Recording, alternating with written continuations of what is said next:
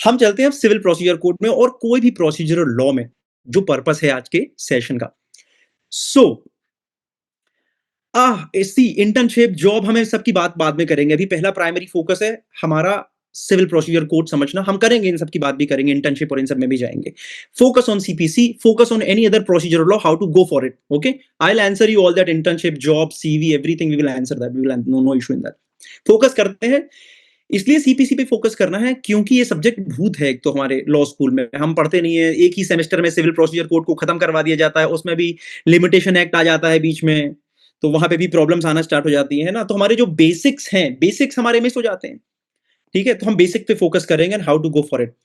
तो कोई भी प्रोसीजरल लॉ को कैसे पढ़ना है, जनरली हमारी सबकी आदत होती है कि हम पढ़ना स्टार्ट कर देते हैं सेक्शन 1 2 3 4 5, बट अब तो आप सबको पता ही चल गया होगा कि ये एक सही मेथड नहीं होती है कोई भी सब्जेक्ट को पढ़ने की। फॉर एग्जाम्पल, एक हम सबसे पहले सब्जेक्ट उठाते हैं जो हमारी ग्रैंड नॉर्म है। हम सीपीसी के पहले चलो कॉन्स्टिट्यूशन को टच करते हैं फॉर 2 मिनट्स। आपने कॉन्स्टिट्यूशन पढ़ना स्टार्ट किया, है ना, आपने स्टार्ट किया, आप आर्टिकल 1 से स्टार्ट करोगे, आर्टिकल 2 3 4 ऐसे पढ़ोगे नहीं, आप परेशान हो जाएंगे। इसलिए परेशान हो जाएंगे क्योंकि अब आपको पढ़ना है आर्टिकल 394, वहां पर कहता है commencement of the constitution. Article 366 जब आप पढ़ते पढ़ते जाएंगे तो वहां मेंशन होगा डेफिनेशन क्लॉज क्या है, डेफिनेशन क्लॉज कि एग्जिस्टिंग लॉ क्या होती है, ये कहां दिया हुआ है कॉन्स्टिट्यूशन में, आर्टिकल 366 में दिया हुआ है।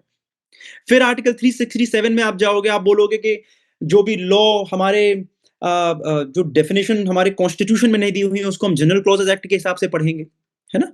अब एक वहां पर एक बहुत ही बढ़िया आर्टिकल छुपा होता है। मैं आप सभी से एक क्वेश्चन पूछता हूं, ये सिविल प्रोसीजर कोड है, इसमें लिखा होता है 1908, 1908।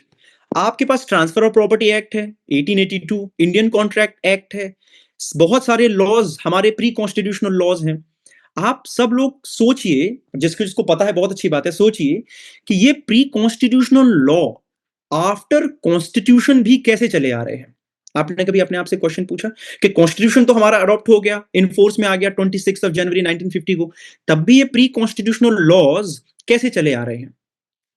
सीपीसी 1908 का है, अमेंडमेंट्स हो रहा है, बहुत अच्छी बात है, बट कैसे आ रहे हैं। तो इसका आर्टिकल 13 नहीं, आर्टिकल 13 तो कहता है कि एनी एग्जिस्टिंग लॉ, मतलब प्री कॉन्स्टिट्यूशनल लॉ और post constitutional law which are inconsistent with the fundamental right, they shall be null and void. वो तो एक अलग बात हो गई। तो एक आर्टिकल है article 372, article 372 of the constitution कहता है कि जो भी प्री कॉन्स्टिट्यूशनल लॉज हैं, चाहे कॉन्ट्रैक्ट है, चाहे ट्रांसफर ऑफ प्रॉपर्टी एक्ट है, कुछ भी है, वो सब इन फोर्स में रहेगा even after coming this constitution of India coming into force. ऐसा क्यों था? क्योंकि जब हमारा देश आजाद हुआ था तो हमारे पास में और भी बहुत सारी चीजें थी लड़ने के लिए, भूखमरी थी, खाना नहीं था लोगों के पास में, फेमाइन चल रहा था, बहुत सारी ऐसी चीजें हो रही थी। तो हम लोगों ने एक आर्टिकल 372 बनाया कि अभी इस टाइम पे हम सारी लॉज को हम नहीं सुधार सकते, नई लॉज नहीं बना सकते, धीरे धीरे देखेंगे जब हमारी सिचुएशन थोड़ी सी स्टेबल होगी। तो हमने आर्टिकल 372 लाया कि हम कंटिन्यू करेंगे आर्टिकल 372 के हिसाब से जो पुरानी लॉज हैं, है ना। ये रीजन था कि कैसे सीपीसी और बाकी जो प्री कॉन्स्टिट्यूशनल लॉज हैं वो चलते आ रहे हैं। This is very basic, we must understand. दूसरा, जब हम सिविल प्रोसीजर कोड पे आते हैं तो हम इसे कोड क्यों कहते हैं, हम इसे एक्ट क्यों नहीं कहते हैं? मैं हमेशा एक क्वेश्चन पूछता हूं, what is the difference between code and act? कोई है जो उस क्वेश्चन का आंसर करना चाह रहा है? कोड और एक्ट में क्या डिफरेंस है? Let's not make it a monotonous class. हमें पहले ये तो समझ में आए कि जो हम ये सीपीसी उठाते हैं, अब इसमें देखो ये बेयर एक्ट लिखा होता है, यहाँ पे हर जगह पर अगर आप देखोगे यहां पर बेयर एक्ट लिखा होता है ना, everywhere you will find bare act. Even constitution of India का अगर आप बेयर उठाओगे, if I have, I don't have, रखा होगा कहीं पे, बट अगर आप कॉन्स्टिट्यूशन का भी उठाएंगे, देखिए ये है, ये कॉन्स्टिट्यूशन ऑफ इंडिया में उठा रहा हूं, यहां पे भी लिखा हुआ है बेयर एक्ट, है ना। बट क्या कॉन्स्टिट्यूशन को आप बेयर एक्ट बोलते हो? नहीं।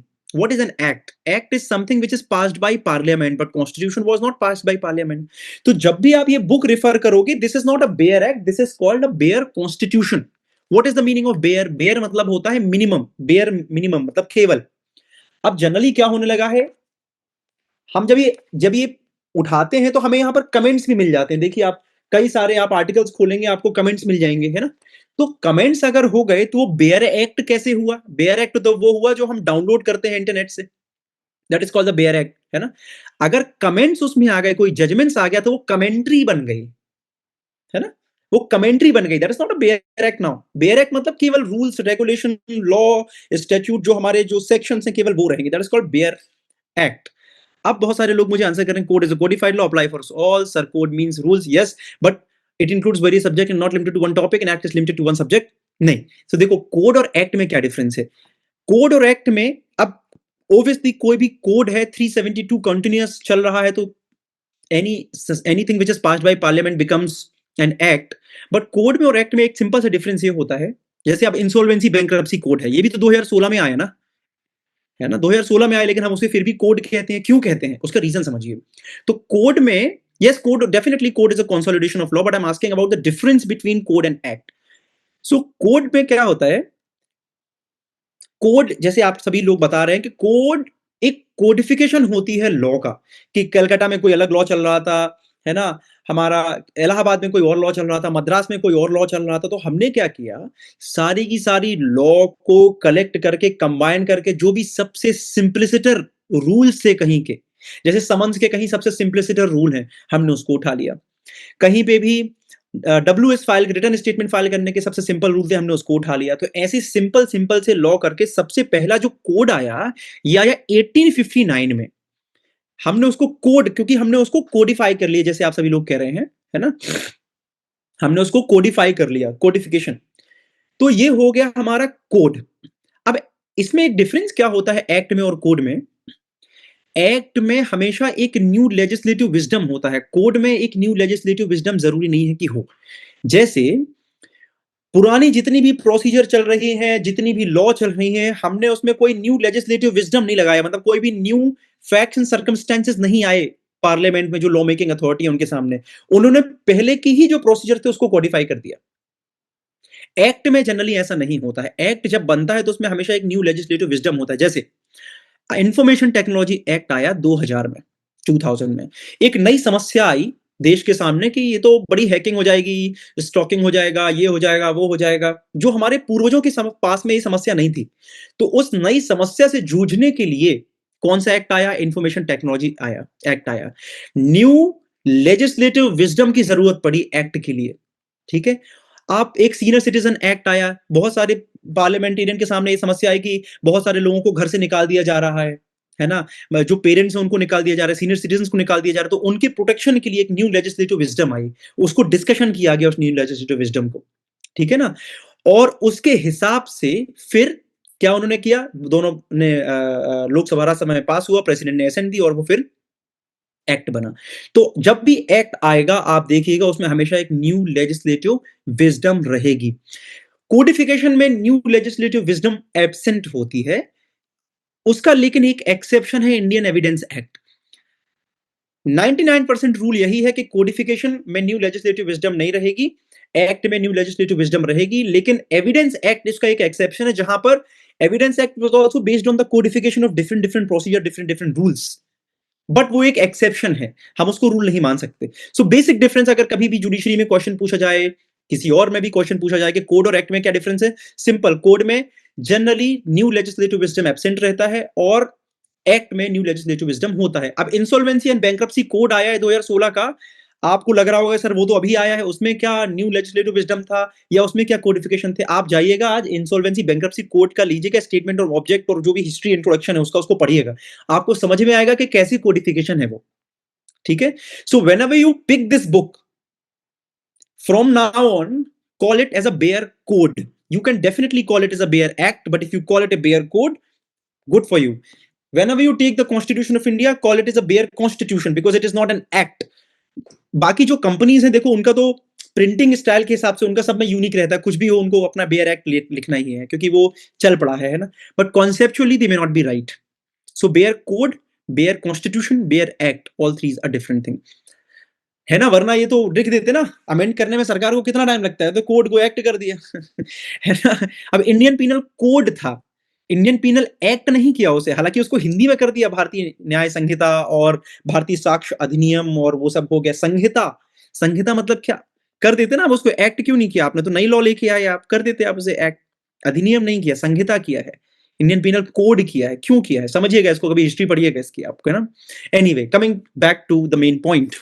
सो मेरा जो ऑब्जेक्ट है आज के सेशन में आपको बहुत बेसिक से क्लियर करवाना है, so that you can gain the interest in any civil procedure code और सिविल प्रोसीजर कोड और एनी प्रोसीजर लॉ।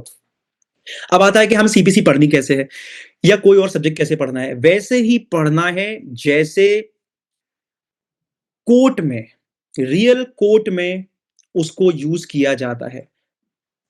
अगर आप वैसे नहीं पढ़ोगे, अब जैसे लॉ स्कूल में कई बार मैं देखता हूं कि सिविल प्रोसीजर कोड स्टार्ट कहां से हो गया, सर ने स्टार्ट करवा दिया सीधे कोर्ट, कितने टाइप के कोर्ट होते हैं, या फिर स्टार्ट हो गया हमारा जुरिस्डिक्शन कितने टाइप के होते हैं। अब आप मुझे बताओ, आपके साथ कभी कोई घटना होती है कि आप जा रहे हैं अपनी यूनिवर्सिटी या कोर्ट और मैंने आपको रोक लिया कि मैं नहीं जाने दूंगा, जहां की आपका राइट था जाने का और मैंने रोक लिया। आप वहां पर खड़े होकर बोलोगे, ये बोलोगे कि कोर्ट के पास जुरिस्डिक्शन है कि नहीं है, कितने टाइप के जुरिस्डिक्शन है, टेरिटोरियल है कि पेक्यूनियर है कि सब्जेक्ट मैटर है? नहीं। आप क्या बोलोगे? आप सबसे पहले बोलोगे, आप सबसे पहले ये दिमाग में आएगा आपके कि मुझे क्यों रोका गया, है ना। दूसरा सवाल आपके दिमाग में आएगा, दूसरा दूसरा आपके दिमाग में सवाल आएगा कि जिसको हम कॉज ऑफ एक्शन बोलते हैं। कॉज ऑफ एक्शन समझिएगा क्या है। कॉज ऑफ एक्शन कुछ इंपॉर्टेंट टर्मिनोलॉजी होती है जो हमें बहुत इंपॉर्टेंट है समझने के लिए। कॉज ऑफ एक्शन क्या है, then we will go to entire structure of the civil procedure को, डोंट वरी अबाउट इट। आज आप जाओगे तो आपको सीपीसी का जो भूत है ना, इसको हल्का करके जाओगे आज आप, ठीक है। सो डोंट वरी, हम पहले कॉज ऑफ एक्शन समझते हैं। What is cause of action? Show cause of action generally is a bundle of fact, bundle of facts. Bundle समझते हैं आप लोग क्या होता है ना। Bundle of facts which consist of basically two facts. One, पहला, एग्जिस्टेंस ऑफ योर राइट। आप सबसे पहले क्वेश्चन पूछोगे कि क्या जो मैं ये काम कर रहा हूं, क्या मेरे पास इसका राइट है कि नहीं है, वन। दूसरा, क्या जो मेरे पास राइट है, ये राइट वायलेट हो गया कि नहीं हुआ। जैसे ही ये राइट वायलेट होगा, समझ लीजिए वहीं से कुछ वेव्स निकलेंगी, वो कॉज ऑफ एक्शन है, ठीक है ना। वो बिजली एक कड़क रही है जहां से, क्योंकि फोर्स आया ना, आपके पास राइट था, आपको रोका। आप यूनिवर्सिटी में आप जाते हैं, आपके पास आईडी कार्ड है, गार्ड ने भी मतलब मैं रोक लिया, आपने फीस भी पे की हुई है, गार्ड ने आपको रोक लिया। मैं सुप्रीम कोर्ट जा रहा हूं, प्रॉक्सिमिटी कार्ड है मेरे पास, मुझे किसी ने रोक लिया, मेरा क्या हो गया, राइट वायलेट हो गया मेरा, जो मैं अंदर जा रहा था। जैसे ही वो राइट वायलेट हुआ, कुछ वेव्स निकली, वेव्स मतलब मुझे गुस्सा आई, मुझे बुरा लगा, कुछ फील हुआ, है ना। That violation of my right is basically a cause of action. अब सिविल लॉ में ये कॉज ऑफ एक्शन की दो इंपॉर्टेंट चीजें होती हैं। पहला, ये कॉज ऑफ एक्शन कब अराइज हुआ, ठीक है, when this cause of action arose. ये फैक्ट होता है to check the limitation period, कि लिमिटेशन जो है कब से अराइज हुई। मैंने अपने मित्र को जो सिंगल साहब है, मैंने इनको पैसे दिए 3 लाख रुपए, इन्होंने बोला था आज लौटाएंगे, इन्होंने नहीं लौटाए, कॉज ऑफ एक्शन अराइज हो गया। मैं बताऊंगा कि आज इनका कॉज, आज इनको देने थे, आज इन्होंने मना कर दिया देने से। जैसे ही मना किया देने से, मेरा लीगल राइट था, इन्होंने जैसे ही उसको रोका, ब्रीच किया, क्या हो गया, कॉज ऑफ एक्शन राइज हुआ। सो कॉज ऑफ एक्शन के दो इंपॉर्टेंट पॉइंट हैं, from which date the cause of action has arisen, and जिसको हम बोलते हैं when the cause of action arose. और दूसरा होता है where this cause of action arose. तो व्हेन का जो फंडा है वो लिमिटेशन एक्ट से रिलेटेड होता है, एंड वेयर का जो फंडा है वो टेरिटोरियल जुरिस्डिक्शन से रिलेटेड होता है। इतनी बात सबको समझ में आई? कॉज ऑफ एक्शन का गेम सबको समझ में आया? Where the cause of action has arisen, तो मैंने बोला my cause of action has arisen in Mayur Vihar phase 1। Why? Because my right has been violated here. Question is whether I was having right. Yes, I was having right, है ना। अब अगर right है, violet हुआ है, तो कॉज ऑफ एक्शन कहां arise हुआ, टेरिटोरियल जुरिस्डिक्शन बना मेरा करकाडुमा कोर्ट। व्हेन, उसका काम होगा लिमिटेशन को चेक करना। इसीलिए जब आप ऑर्डर 7 पढ़ते हैं सिविल प्रोसीजर कोड का, डोंट वरी, अभी ऑर्डर 7 में नंबर नंबर ऐसे गिनवा रहा हूं, मैं भी आऊंगा सब पॉइंट पे। वहां पर लिखा होता है ऑर्डर 7 में कि आपको बताना होता है कि when the cause of action arisen and where the cause of action arisen, to check the territorial point and to check the limitation point. That is very important, जो कई बार हम ड्राफ्टिंग करते हैं प्लीडिंग्स में तो मिस हो जाती हैं। लो एडवोकेट्स एक ही पैराग्राफ में उसको बता देते हैं, जो प्रॉपर तरीके से नहीं पढ़ते हैं सीपीसी, वो एक ही पैराग्राफ में बता देते हैं, और फिर बाद में ना बड़ी एम्बेरसमेंट फील होती है कोर्ट में। जब आप कोर्ट में जाएंगे, फाइनल आर्ग्यूमेंट करेंगे, और हो सकता है प्रीवियस एडवोकेट बदल गए हों, अब आपका चेहरा आ गया सामने। मेरे साथ तो हुआ है। फिर वकील जज साहब मुझसे कहते हैं कि वकील साहब ये क्या ड्राफ्ट कर दिया। मैंने कहा प्रभु, मैंने ड्राफ्ट नहीं किए, ये प्रोड्यूसर काउंसिल ने किया। But I can generally, I am not allowed to say that, because producer council भी अब चले गए तो चले गए, ड्राफ्टिंग तो क्लाइंट ने करी है ना। Advocate and the client both are same. तो अब ड्राफ्टिंग हो गई तो हो गई, बट गड़बड़ ड्राफ्टिंग होती है तो बड़ी प्रॉब्लम हो जाती है। Anyway, coming back to the main point now, तो कॉज ऑफ एक्शन मैंने आपको समझाया। दूसरा इंपॉर्टेंट पॉइंट जो हमें समझना है, अब मैं बहुत ज्यादा एसेंशियल्स ऑफ सूट में नहीं जाऊंगा, कई सारे सूट के एसेंशियल होते हैं, जैसे सीपीसी अगर आपको समझना है तो कुछ बहुत बेसिक कॉन्सेप्ट को आपको समझना पड़ेगा। कॉज ऑफ एक्शन क्या है, सब्जेक्ट मैटर क्या है, टाइटल ऑफ द पार्टीज क्या है, and title of the suit क्या होता है, बहुत इंपॉर्टेंट है, लेकिन उसके लिए एक अलग हमें वेबिनार रखना पड़ेगा। चौथा होता है रिलीफ क्या है। तो मैं आपसे एक क्वेश्चन पूछता हूं, तो मैंने कॉज ऑफ एक्शन आपको समझाया, subject matter, title of the party and title of the suit, दोनों में डिफरेंस है, याद रखना। टाइटल ऑफ द सूट अलग है, title of the suit A versus B, C versus D, ये अलग होता है। टाइटल ऑफ द पार्टीज अलग होता है। Title of the parties in the sense कि आप एज अ लैंडलॉर्ड और टेनेंट केस लड़ रहे हो, एज अ मोर्टगेजर और मोर्टगेजी केस लड़ रहे हो, किस कैपेसिटी में केस लड़ रहे हो आप। The capacity of the party with regard to the subject matter is called the title. ये ब्रीफ में समझा रहा हूं, मेरा ऑब्जेक्ट नहीं था आज आपको ये समझाने का, क्योंकि थोड़ी सी और अंदर जाके कॉन्सेप्ट होती है। इसीलिए जब आप सेक्शन 10 और 11 पढ़ते हो रेजुडिकेटा की, वहां पर आपको टाइटल ऑफ द पार्टी मिलती है टर्म कि अगर आपको रेजुडिकेटा का प्रिंसिपल लगाना है तो title of the party same होना चाहिए। हम लोगों के दिमाग में होता है टाइटल ऑफ द सूट, तो हम कैलकुलेट करते हैं, अच्छा रेजुडिकेटा ए वर्सेस बी इसमें भी है, ए वर्सेस बी उसमें भी है। नहीं, अगर पवन रे वर्सेस सेंगल एक केस है तो दूसरे केस में हमारा same title of the suit नहीं होना चाहिए, टाइटल ऑफ द पार्टीज होना चाहिए। मतलब अगर ये डिस्प्यूट एज लैंडलॉर्ड और टेनेंट था और मेरा अगर दूसरा डिस्प्यूट मोर्टगेजर और मोर्टगेजी है, तो फिर रेजुडिकेटा एप्लीकेबल नहीं होगा। तो वो टाइटल ऑफ द पार्टी और टाइटल ऑफ द सूट में डिफरेंस है। ठीक है, समझेंगे हम कभी किसी और दिन। अभी नेक्स्ट इसमें इंपॉर्टेंट पार्ट है रिलीफ, बहुत इंपॉर्टेंट है। रिलीफ में और रेमेडी में क्या डिफरेंस है, can anyone tell me what is the difference between remedy and relief? After that we will go to the provisions of CPC. बताइए क्या डिफरेंस है रेमेडी में और रिलीफ में? कोई बताना चाहता है? रमनदीप, मैंने आपको अनम्यूट किया है, रमनदीप बताइए। Good afternoon sir. Sir remedies are basically, sir हमारे पास बहुत सारे लिस्ट ऑफ रेमेडीज होते हैं जी, but out of those list हम उसमें से जो कुछ चूज कर रहे हैं दैट इज आर रिलीफ, जो हम कोर्ट से चाहते हैं। बेसिकली हम उसको प्रेयर भी कह सकते हैं। ठीक है, एक एग्जांपल दोगे कोई? सर जैसे for example I want to dismiss the application, me dismissing the application is my prayer, is my relief. That may be sir नहीं, अब मैं समझाता हूँ। ठीक है, आपने कॉन्सेप्ट तो आपके बहुत Yes. अच्छे हैं। ठीक है रमनदीप, है ना? रमनदीप हम Yes, sir. पहले मिले हैं क्या कभी? एक minute. Yes sir, I have previously done internship under your guidance sir. तभी इतना एप्ट आंसर दिया। Yes, sir, ठीक है, right, good. Actually, sir, We right may now have I'm discussed it. session, Good. sir, ADS. अच्छा है, अच्छा है, अच्छा है, अच्छा Yes, है। sir. Okay, so let's understand. Realme, I have unmute you. Please tell me. Yeah. Sir, remedy is basically the procedure, मतलब वो जो हम करते हैं ना कोर्ट में, जो कौन से मतलब तरीके से हम जा सकते हैं उसे रेमेडी कहते हैं। और जो मतलब आपका रिलीफ होता है, अल्टीमेट जो हमको सॉल्यूशन मिलता है कोर्ट की तरफ से, उसे हम रिलीफ कहते हैं। बट आप रिलीफ तो सीख करते हो ना कोर्ट में, तो कोर्ट जो हाँ, सर। देगा वो तो एक अलग चीज हो गई। आपको पहले रिलीफ मंगानी पड़ेगी, क्योंकि लॉ ये कहता है कि अगर आपने जो रिलीफ नहीं मंगाई है कोर्ट में, वो रिलीफ कोर्ट आपको दे ही नहीं सकता है। सिविल कोर्ट के पास में उतना पावर ही नहीं है, तो जो मंगाओगे वही देगा। तो आपको तो रिलीफ पहले मंगानी पड़ेगी, तब उसके बाद कोर्ट देगा। हम लोगों के, अच्छा मैं अनम्यूट करता हूं आपको। जनरली हम सब लोगों के दिमाग में एक ये ड्राफ्टिंग के टाइम पे बड़ा मिथ होता है, हम ना ऐसे रिलीफ मांग लेते हैं और एक हमारी दूसरी रिलीफ पूरी यूनिवर्सल इंडिया ये चलती है। I have not never understood the purpose of this. Court में पास एनी ऑर्डर और decree as may deem fit. ठीक है, हाई कोर्ट और सुप्रीम कोर्ट में तो ये चल जाता है। हाई कोर्ट और सुप्रीम कोर्ट में it's a good thing to say, क्योंकि they are the constitutional court, specifically when they are dealing with not with the original jurisdiction, but when they are dealing with the writ jurisdiction, not the civil original ये वाला jurisdiction जो है civil suit वाला। Law ये कहता है कि civil court आपने जो रिलीफ स्पेसिफिकली नहीं मांगी है, सिविल कोर्ट उससे ज्यादा रिलीफ दे ही नहीं सकता आपको। तो जो ये दूसरी प्रेयर चली आ रही है हमारी, दैट द कोर्ट में पास एनी ऑर्डर इज में डीम फिट, उसका कोई पर्पस नहीं बनता है। हमें लगता है कि अगर कोर्ट मिस हो जाएगा तो हम कोर्ट से बोलेंगे देखो देखो हमने तो दूसरी रिलीफ मंगा ली, कोर्ट में डीम फिट। कोर्ट का कोई डीम फिट है ही नहीं।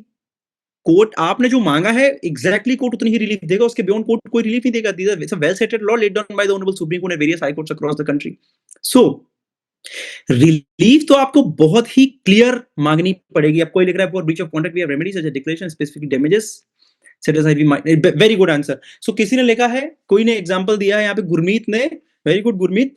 जैसे आपने बोला कि फॉर ब्रीच ऑफ कॉन्ट्रैक्ट हमारे पास में रेमेडी और रिलीफ में क्या डिफरेंस है मैं समझा रहा हूँ। हमारे पास जब ब्रीच ऑफ कॉन्ट्रैक्ट होता है तो कई सारी रेमेडीज होती हैं, है ना। पहली रेमेडी होती है कि हम उसको स्पेसिफिक परफॉर्मेंस करवा दें कॉन्ट्रैक्ट का, कि नहीं भैया आपको तो आप मैंने आपसे अगर कुछ बोला है ये करूंगा मैं, कि कोई भी काम करूंगा एक्स वाई, आपने बोला है कि नहीं नहीं आपको काम करना ही करना पड़ेगा, ये मैं स्पेसिफिक परफॉर्मेंस करवा दूं काम का, या फिर मैं कॉम्पनसेशन ले लूं, डैमेजेस ले लूं उस चीज का, या मैं दोनों चीजें मांग लूं, या मैं ऑल्टरनेटिव रिलीफ सीख कर लूं। तो कई बार रेमेडीज आपको कई सारी रेमेडीज देता है लॉ। आप उस रेमेडीज में जो भी चूज करते हो उसे हम रिलीफ कहते हैं। लॉ ने हमें कई सारे ऑप्शंस दिए हैं, कई सारे ऑप्शन दिए हैं। हमने उस रेमेडीज में, उस ऑप्शंस में जो भी चूज किया, जो हमें चाहिए है कोर्ट से, कि सर हमें ये 3-4 चीजें दे रहा है लॉ, हमें नहीं चाहिए, हमें केवल एक ये चीज चाहिए, या हमें चारों की चारों चाहिए, या हमें 4 में से 3 चीज चाहिए, हम इसे बोलते हैं रिलीफ। सो रिलीफ आपको मांगनी पड़ेगी कोर्ट से, तभी कोर्ट आपको रिलीफ देगा। ठीक है, तो ऐसा नहीं है कि रिलीफ आपने जो मांगा है वो रेमेडी है, आपने जो मांगा है वही रिलीफ है, और कोई वही कोर्ट आपको देगा। Remedy is a legal mechanism, damage relief is assistant party. ठीक है, thank you thank you. So this is the basic difference. Now coming to provisions of civil procedure code. अब सीपीसी जनरली आपको जब पढ़ाया जाता है, आपने जब पढ़ा होगा तो हमें ऐसा लगता है कि CPC is divided in 2 part.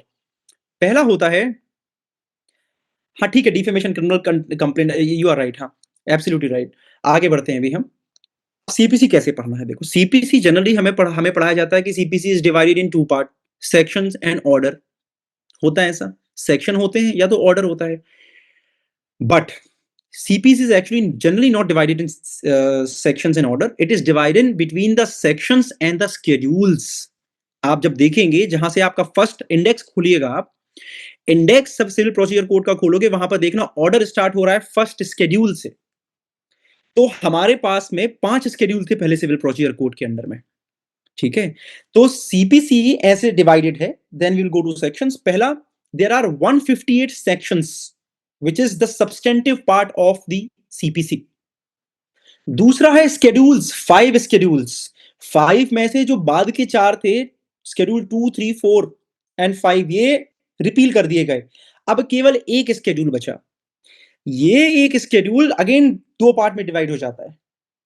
इसको हम बोलते हैं orders. It means there are 51 orders and then there are appendix, there are around 8 appendix, है ना। 8 अपेंडिक्स। कभी पढ़ा है अपेंडिक्स की, सुना है अपेंडिक्स? वो पेट में जो होता है वो वाला अपेंडिक्स की बात नहीं कर रहा हूं मैं। अपेंडिक्स होता है हमारे सीपीसी में होता है, सुना है किसी ने? तो अपेंडिक्स बड़ा इंपॉर्टेंट चीज है, हम लोग जनरली मिस कर देते हैं सीपीसी पढ़ते पढ़ते। What is this appendix? आप ना खोलिएगा सिविल प्रोसीजर कोड का, ऐसे उठाइए और कोई भी लास्ट पॉइंट पे चले जाइए सीपीसी के। आपको कुछ फॉर्मेट्स मिलेंगे अपेंडिक्स में, फॉर्म नंबर्स मिलेंगे आपको, form number 9, form number 10, form number 11, different appendix मिलेंगे आपको, appendix A B C D, है ना। तो सीपीसी कैसे डिवाइड हो गई? 158 सेक्शंस हो गए, फिर 5 स्केड्यूल हो गए, 4 रिपील कर गए, फिर हमारे एक स्केड्यूल बचा। वो एक स्केड्यूल 2 पार्ट में डिवाइड होता है। 51 ऑर्डर्स, मैं आऊंगा उस पर भी, और appendix around 8 appendix, A B C D E F G H, I think 8 appendix आते हैं। अपेंडिक्स, अब देखो क्या है, सेक्शंस का काम क्या है? सेक्शंस का काम है आपको सब्सटेंटिव पार्ट समझाना सिविल प्रोसीजर कोड का, कि जुरिस्डिक्शन कहां बनेगा, समन का भी है तो कहां पर प्रोविजन है समन का, लेकिन वो चीज कैसे होगी, क्या उसका प्रोसीजर रहेगा, डिटेल अंडरस्टैंडिंग जो रहेगा, ये हमारा जाएगा ऑर्डर्स में। ठीक है, ये हमें ऑर्डर में मिलेगा। अपेंडिक्स फिर क्या समझाएगा आपको? अपेंडिक्स आपको समझाएगा कि अगर किसी चीज का फॉर्मेट हमें लेना है तो वो कैसे लेना है।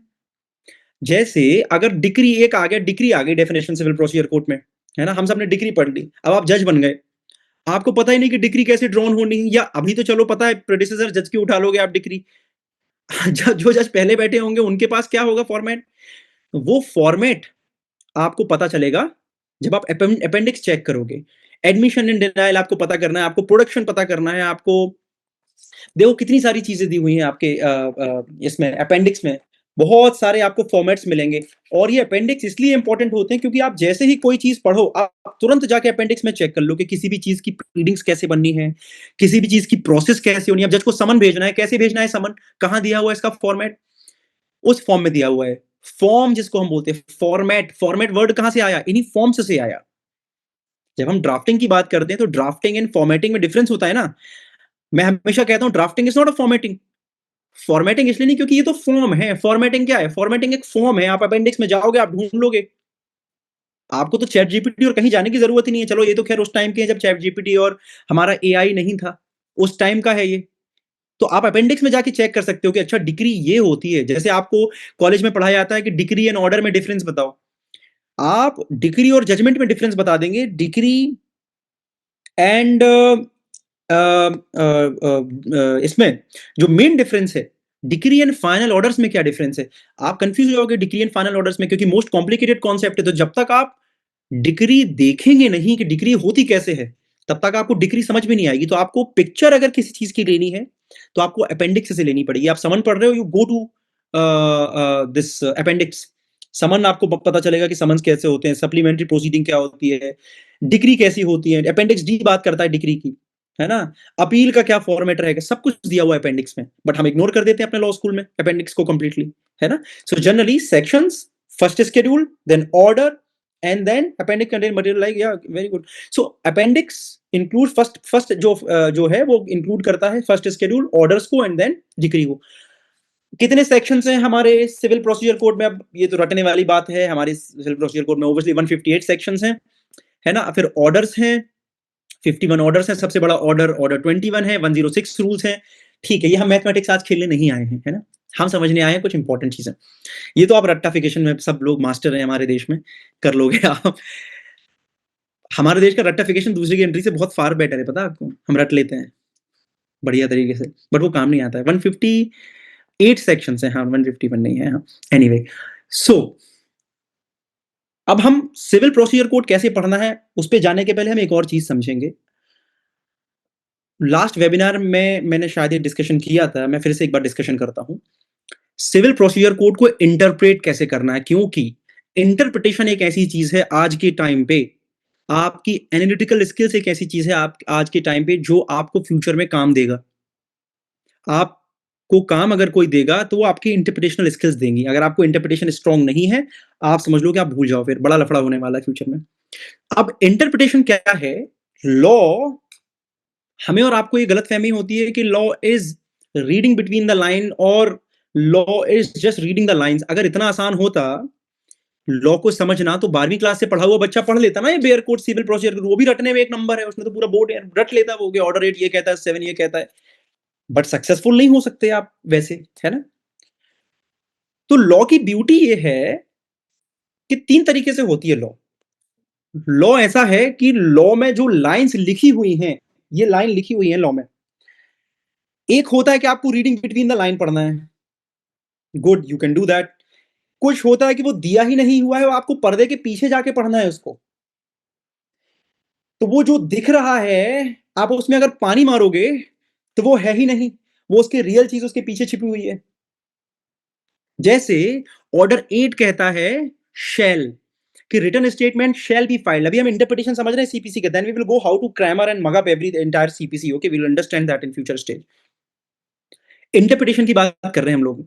अब ऑर्डर 8 कहता है कि आपको रिटन स्टेटमेंट फाइल करना है with in 30 days and maximum period जो रहेगा वो रहेगा 90 डेज। उसमें एक्सप्रेशन यूज हो रहा है शैल। अब फिर सुप्रीम कोर्ट का एक जजमेंट आ गया, सीएम एडवोकेट बार एसोसिएशन, वो कहता नहीं नहीं, शैल शैल नहीं है, शैल तो मे है ना, कहता है ना। फिर आप बोलोगे अच्छा शैल में है, आपको समझ में आ गया कि अच्छा शैल तो में है। फिर आप ऐसे किसी प्रोविजन में गए जहां पर में दिया हुआ था में, सुप्रीम कोर्ट फिर कहता है अरे रुको रुको, ये में नहीं है, में नहीं है, ये शैल है। आप बोलते हो अरे, फिर कंफ्यूज कर दिया। अच्छा, फिर आप गलती से चले गए, जो लॉ स्टूडेंट्स होते हैं सेकंड ईयर थर्ड ईयर में, क्योंकि नया नया कॉन्स्टिट्यूशन आता है तो हर चीज कॉन्स्टिट्यूशन से कनेक्ट करना हम स्टार्ट कर देते हैं लॉ स्कूल में। है ना? अरे हमने तो आर्टिकल 74 में पढ़ा था एक landmark judgment Shamsher Singh versus state of Punjab. उसमें बोला था कि आर्टिकल 74 में जो शैल वर्ड यूज़ है कि अगर प्रेसिडेंट किसी से कंसल्टेशन अगर करते हैं काउंसिल ऑफ मिनिस्टर से, तो एड एंड एडवाइस जो रहेगी काउंसिल ऑफ मिनिस्टर की, वो बाइंडिंग रहेगी प्रेसिडेंट पे क्योंकि वहां पर वर्ड शैल है। तो शमशेर सिंह कहता है yes yes yes this shell is शैल। फिर आप 120 आर्टिकल 124 क्लॉज 1 में जाते हैं, वहां पर एक्सप्रेशन दिया हुआ है शैल। सुप्रीम कोर्ट कहता है नहीं नहीं ये शैल शैल नहीं है, जहां पर जुडिशियल अपॉइंटमेंट का मामला आता है वो शैल में है। तो क्या शैल शैल है? क्या में है? क्या यादव ही यदुवंशी थे? वो वाली कहानी आ गई यहाँ पे, है ना? तो फिर क्या है भाई, क्या समझ नहीं आ रहा है? कहाँ शैल है, कहाँ में है? So for that we have to go behind the law. Law is not so easy. हमें अब पीछे जाना है, पर्दे के पीछे जाना है और पिक्चर समझनी है कि जो सर्कस में जो जोकर हमें हंसवा रहा है, हंस रहा है, वो हंस नहीं रहा है भाई, उसकी जिंदगी में बहुत दुख है। हमें पर्दे के पीछे जाके स्टोरी समझनी पड़ेगी। And that is called the jurisprudence, that is called going behind the law, thinking about it when the joker is silent. जब तक वो जोकर शांत नहीं होगा, आपको हंसवा रहा होगा, आप तो जोक में हंसते रहोगे, अरे बड़ा मजा आ रहा है शैल शैल में। उसके पीछे जाना है, वो रुक जाए, जब वो फैमिली के साथ रहेगा आपको तब उसके पीछे जाना, उसको समझना है। कैसे समझोगे? I give you an example, I always give this, last webinar also I give this example. जैसे आप एक बर्थडे पार्टी में गए, है ना? शर्मिला गई हैं, ऋषभ ऋषभ शायद लास्ट वाले में थे, लास्ट वेबिनार में, है ना? सो मैंने उसमें ज़िक्र किया था इस इलस्ट्रेशन का। तो आप एक बर्थडे पार्टी में जाते हैं, हम सब लोग एक बर्थडे पार्टी में जाते हैं, आपके भतीजे की, आपके भांजे की, नीज़ नेफ्यू की, और हम एकदम पार्टी के मूड से जाते हैं। जैसे फ्राइडे में हम अभी पढ़ाई कर रहे हैं, lucky you, many people may be chilling somewhere, है ना? तो तो आप एक बर्थडे पार्टी में जाते हैं और उस बर्थडे पार्टी में एक गेम होता है, कोई भी एक गेम होता है ना? और गेम का रूल ऑब्वियसली बड़ा रूल था उसमें। कोई एक आया था मैनेजमेंट वाला जो जो करवा रहा था, पूरा गेम को मैनेज कर रहा था। उसने बोला कि अगर कुछ भी गेम खेलते हैं कि मैंने 1 बोला, आपने 2 बोला, इसने 3 बोला, इसने 4 बोला, ऐसा होता है ना? एक इंग्लिश नंबर काउंट करेगा, हिंदी काउंट करेगा। और उसमें मानो कनिष्का इन थी, लेकिन फिर भी कनिष्का को बाहर कर दिया कि नहीं, कनिष्का आउट, कनिष्का आउट। अब कनिष्का क्या करेगी? अपनी गन निकाल लेगी क्या? How dare you? कनिष्का क्या बोलेगी? अरे बच्चे के बर्थडे में आए हैं, ठीक है, okay let's play, okay okay fine fine I am going out. अब सब लोग चिल्लाने लगे yes yes Kanishka you are out, Kanishka you are out. Kanishka क्या करेगी? रिट पिटीशन फाइल कर देगी that the discrimination has taken place. और और पता नहीं क्या हो गया कनिष्का के साथ में। कनिष्का क्या बोलेगी? कनिष्का बोलेगी okay wait, I don't have to be angry, let me understand the background of this. तो इस रूल का बैकग्राउंड है। कनिष्का ने रीडिंग नहीं की लॉ पे। कनिष्का ने क्या बोला? बैकग्राउंड समझा कि मैं घर से निकली थी, किसी बच्चे की बर्थडे पार्टी में, केक कटा, चिल हो रहा है यहाँ पे, है ना? और बच्चे का बर्थडे है तो कोई रूल को बहुत सीरियस लिया नहीं जाना चाहिए, है ना? अब अगर यही ओलंपिक में लड़ रही होती कनिष्का या मूड कोर्ट में लड़ रही होती तो थोड़ी सीरियस हो जाती, है ना? वीडियो बनाने लगते, आजकल बड़े चल रहे हैं ना, वीडियो बना के डाल दिया। और रियल कोर्ट में होती तो कनिष्का और सीरियस हो जाती। लेकिन लेकिन ऐसा नहीं हुआ। क्यों नहीं हुआ? क्योंकि बैकग्राउंड क्या था? बैकग्राउंड हमें समझना है लॉ का। अगर हम बैकग्राउंड नहीं समझेंगे तो हम नहीं समझ सकते। सुप्रीम कोर्ट हर एक जजमेंट में कहता है कि you have to understand the objects, preamble, you have to read everything in toto. हम बोलते हैं क्यों पढ़ना भाई टोटो? हमने तो एक रूल पढ़ दिया, बहुत है। क्योंकि आपको बैकग्राउंड समझ नहीं आएगा, उसकी हिस्ट्री क्यों पढ़नी है, what the founding father thought about it. तो जो सीपीसी है, सीपीसी अगर आपको रियल सेंस में पढ़नी है तो आपको बैकग्राउंड समझना पड़ेगा। और बैकग्राउंड ये है सिविल प्रोसीजर कोड का कि एक प्रोसीजरल लॉ है, और प्रोसीजरल लॉ को लिबरली इंटरप्रेट करते हैं जैसे हम बच्चे की बर्थडे पार्टी में हो। लाइट अनटिल अनलेस समवन एकदम चीटिंग पे उतर आया, एकदम बिल्कुल खराब ही कर दे रहा है माहौल, तो नहीं, तो फिर हमें सीरियस हो जाना है। तो कोर्ट बोलती है नहीं नहीं अब तो सीरियस होना पड़ेगा, एनफ ऑफ दिस। ऐसा थोड़ा ना कि कनिष्का को बार बार ही बाहर कर दोगे, 3 बार से लगातार बाहर हो चुकी है वो। Now we have to be serious, है ना? So understand the background. तो जैसे ही आप जुरिस्प्रूडेंस समझोगे, चीजों को समझोगे, आपको ये समझना है कि जब भी मैं सीपीसी पढ़ूंगा, जहां पे भी शैल आएगा, जहां पे भी कोई ऐसे एक्सप्रेशंस आएंगे, वहां पर मुझे लाइट रहना है। और जब एज अ जज आप कल के दिन आप जज बन गए, आपके दिमाग में जब भी आया कि सर साहब इन्होंने तो अपना रिटर्न स्टेटमेंट ही फाइल नहीं किया 90 डेज में, आप क्या बोलोगे? आपके दिमाग में एग्जांपल आएगा, अरे बच्चे की पार्टी, बर्थडे पार्टी, ठीक है हम कॉस्ट वॉस्ट लगा देंगे, लेकिन किसी का सब्सटेंटिव राइट नहीं मरना चाहिए because of the procedural law, because the entire object of the procedural law is to uphold the substantive right of someone, to aid the substantive law. अगर सब्सटेंटिव राइट ही मरने लगेगा किसी का, तो फिर तो प्रोसीजरल लॉ का एडिंग का मतलब ही खत्म हो गया। भाई प्रोसीजरल लॉ क्यों आई? प्रोसीजरल लॉ इसलिए आई क्योंकि सब्सटेंटिव राइट्स को अपहोल्ड करना था, फेयरनेस दिखानी थी, इसलिए तो प्रोसीजरल लॉ आई है उसको सपोर्ट करने के लिए। अब आपने मानो बोल दिया कि नहीं साहब रिटर्न स्टेटमेंट इसके बंद कर दो, क्लोज कर दो, एकदम 90 दिन हो गए, तो इसका सब्सटेंटिव राइट जो है ना वो हमेशा हमेशा के लिए मर जाएगा। और जो हमारी कंट्री है, जिस हिसाब से कॉन्स्टिट्यूशन की प्रियम्बल है, जिस हिसाब से हमारी कंट्री चलती आ रही है, ये बिलीव करती है कंप्लीट जस्टिस पे, ये बिलीव करती है कंप्लीट गिविंग चांस पे, ये बिलीव करती है अपॉर्चुनिटी ऑफ बीइंग हर्ड पे, कि ठीक है सुन लो ना, सुनने में क्या हो जाएगा। अब इस ये जो एक्सप्रेशन मैंने आपको बोला ना, सुन लो, ऑडी अल्ट्रम पार्टेम और ये सब जो है कि सुन लेते हैं ना, सुनने में क्या चला जाएगा वकील साहब? कई बार बहुत कुछ चला जाता है साहब सुनने में, मैं तो एक्सपीरियंस है मेरे पास में, आपको लास्ट में एक इलस्ट्रेशन दूंगा कि सुनने में क्या चला गया, है ना। लेकिन कई बार सब्सटेंटिव राइट जो मर रहा होता है किसी का बच जाता है, कि कोर्ट कहता है कि ठीक है जस्टिस जब होती है, it should not only be done, it must be seem to be done. जिस पार्टी के अगेंस्ट में ऑर्डर आ रहा है ना, इसको ये लगना नहीं चाहिए कि इसके साथ जस्टिस नहीं हुई है, तो इसको भी, जिसके अगेंस्ट में भी ऑर्डर आया उसको भी ये लगना चाहिए कि जस्टिस तो हुई है, सुना तो मुझे गया है। हार्ट जो कोर है उस पर बेस्ड है पूरा का पूरा हमारा लॉ, तो specifically procedural law.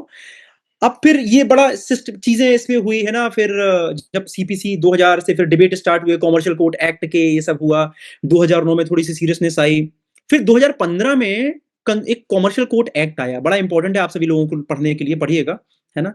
Please remember we have still not started कि हाउ टू स्टडी सीपीसी, हम जल्द चलेंगे, अभी हम बहुत बेसिक पे हैं, ठीक है, वो आपको 15 मिनट लगेगा पूरा समझाने में सीपीसी कैसे पढ़नी है। 2015 में जब कॉमर्शियल कोर्ट एक्ट आया, उस कॉमर्शियल कोर्ट एक्ट में एक प्रावधान आया कि भैया आपका जो मैक्सिमम कंडोनेबल पीरियड है ना 120 दिन से ज्यादा नहीं होना चाहिए। अगर 120 दिन से ज्यादा मैक्सिमम कंडोनेबल पीरियड है तो return statement shall not be taken on record.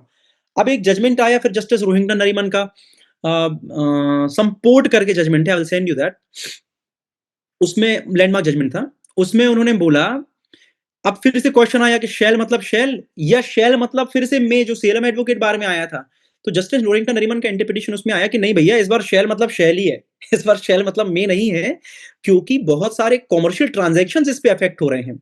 तो कोर्ट फिर बिहाइंड द लॉ गई, कोर्ट ने चेक किया कि किस पर्पस से ये स्पेशल लॉ आई है, उसमें शैल को कैसे पढ़ना है, ठीक है, वो भी कॉमर्शियल कोर्ट एक्ट है, तो फिर उसमें कोर्ट ने लॉ बनाया, नहीं सी अगर रेगुलर सूट है, रेगुलर सूट में बियॉन्ड 90 दिन फाइल कर रहे हो आप, तो चल जाएगा, आपने अगर सफिशिएंट आपने रीजंस दिए हैं ऑर्डर 8 रूल 1 में, चल जाएगा। लेकिन कहां नहीं चलेगा? कॉमर्शियल कोर्ट एक्ट में नहीं चल पाएगा, क्योंकि उसकी प्रोसीजर थोड़ी सी रिजिड प्रोसीजर है।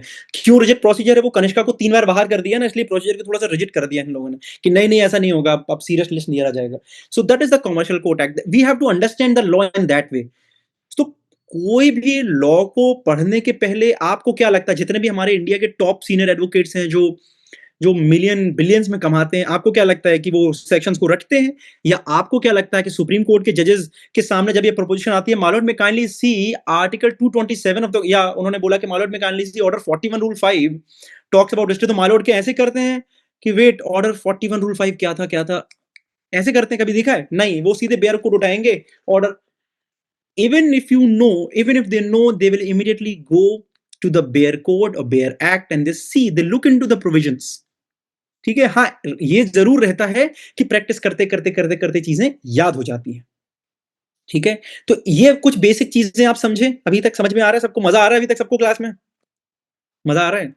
अब हम समझते हैं सीपीसी का भूत हटाते हैं। अब हमारे सामने सिविल प्रोसीजर कोड के, मैंने जैसे आपको बताया, कई सारे स्केड्यूल, जो कि एक स्केड्यूल है, कई सारे सेक्शंस, कई सारे ऑर्डर्स, ऐसी बहुत सारी चीज हमारे सामने है, ठीक है।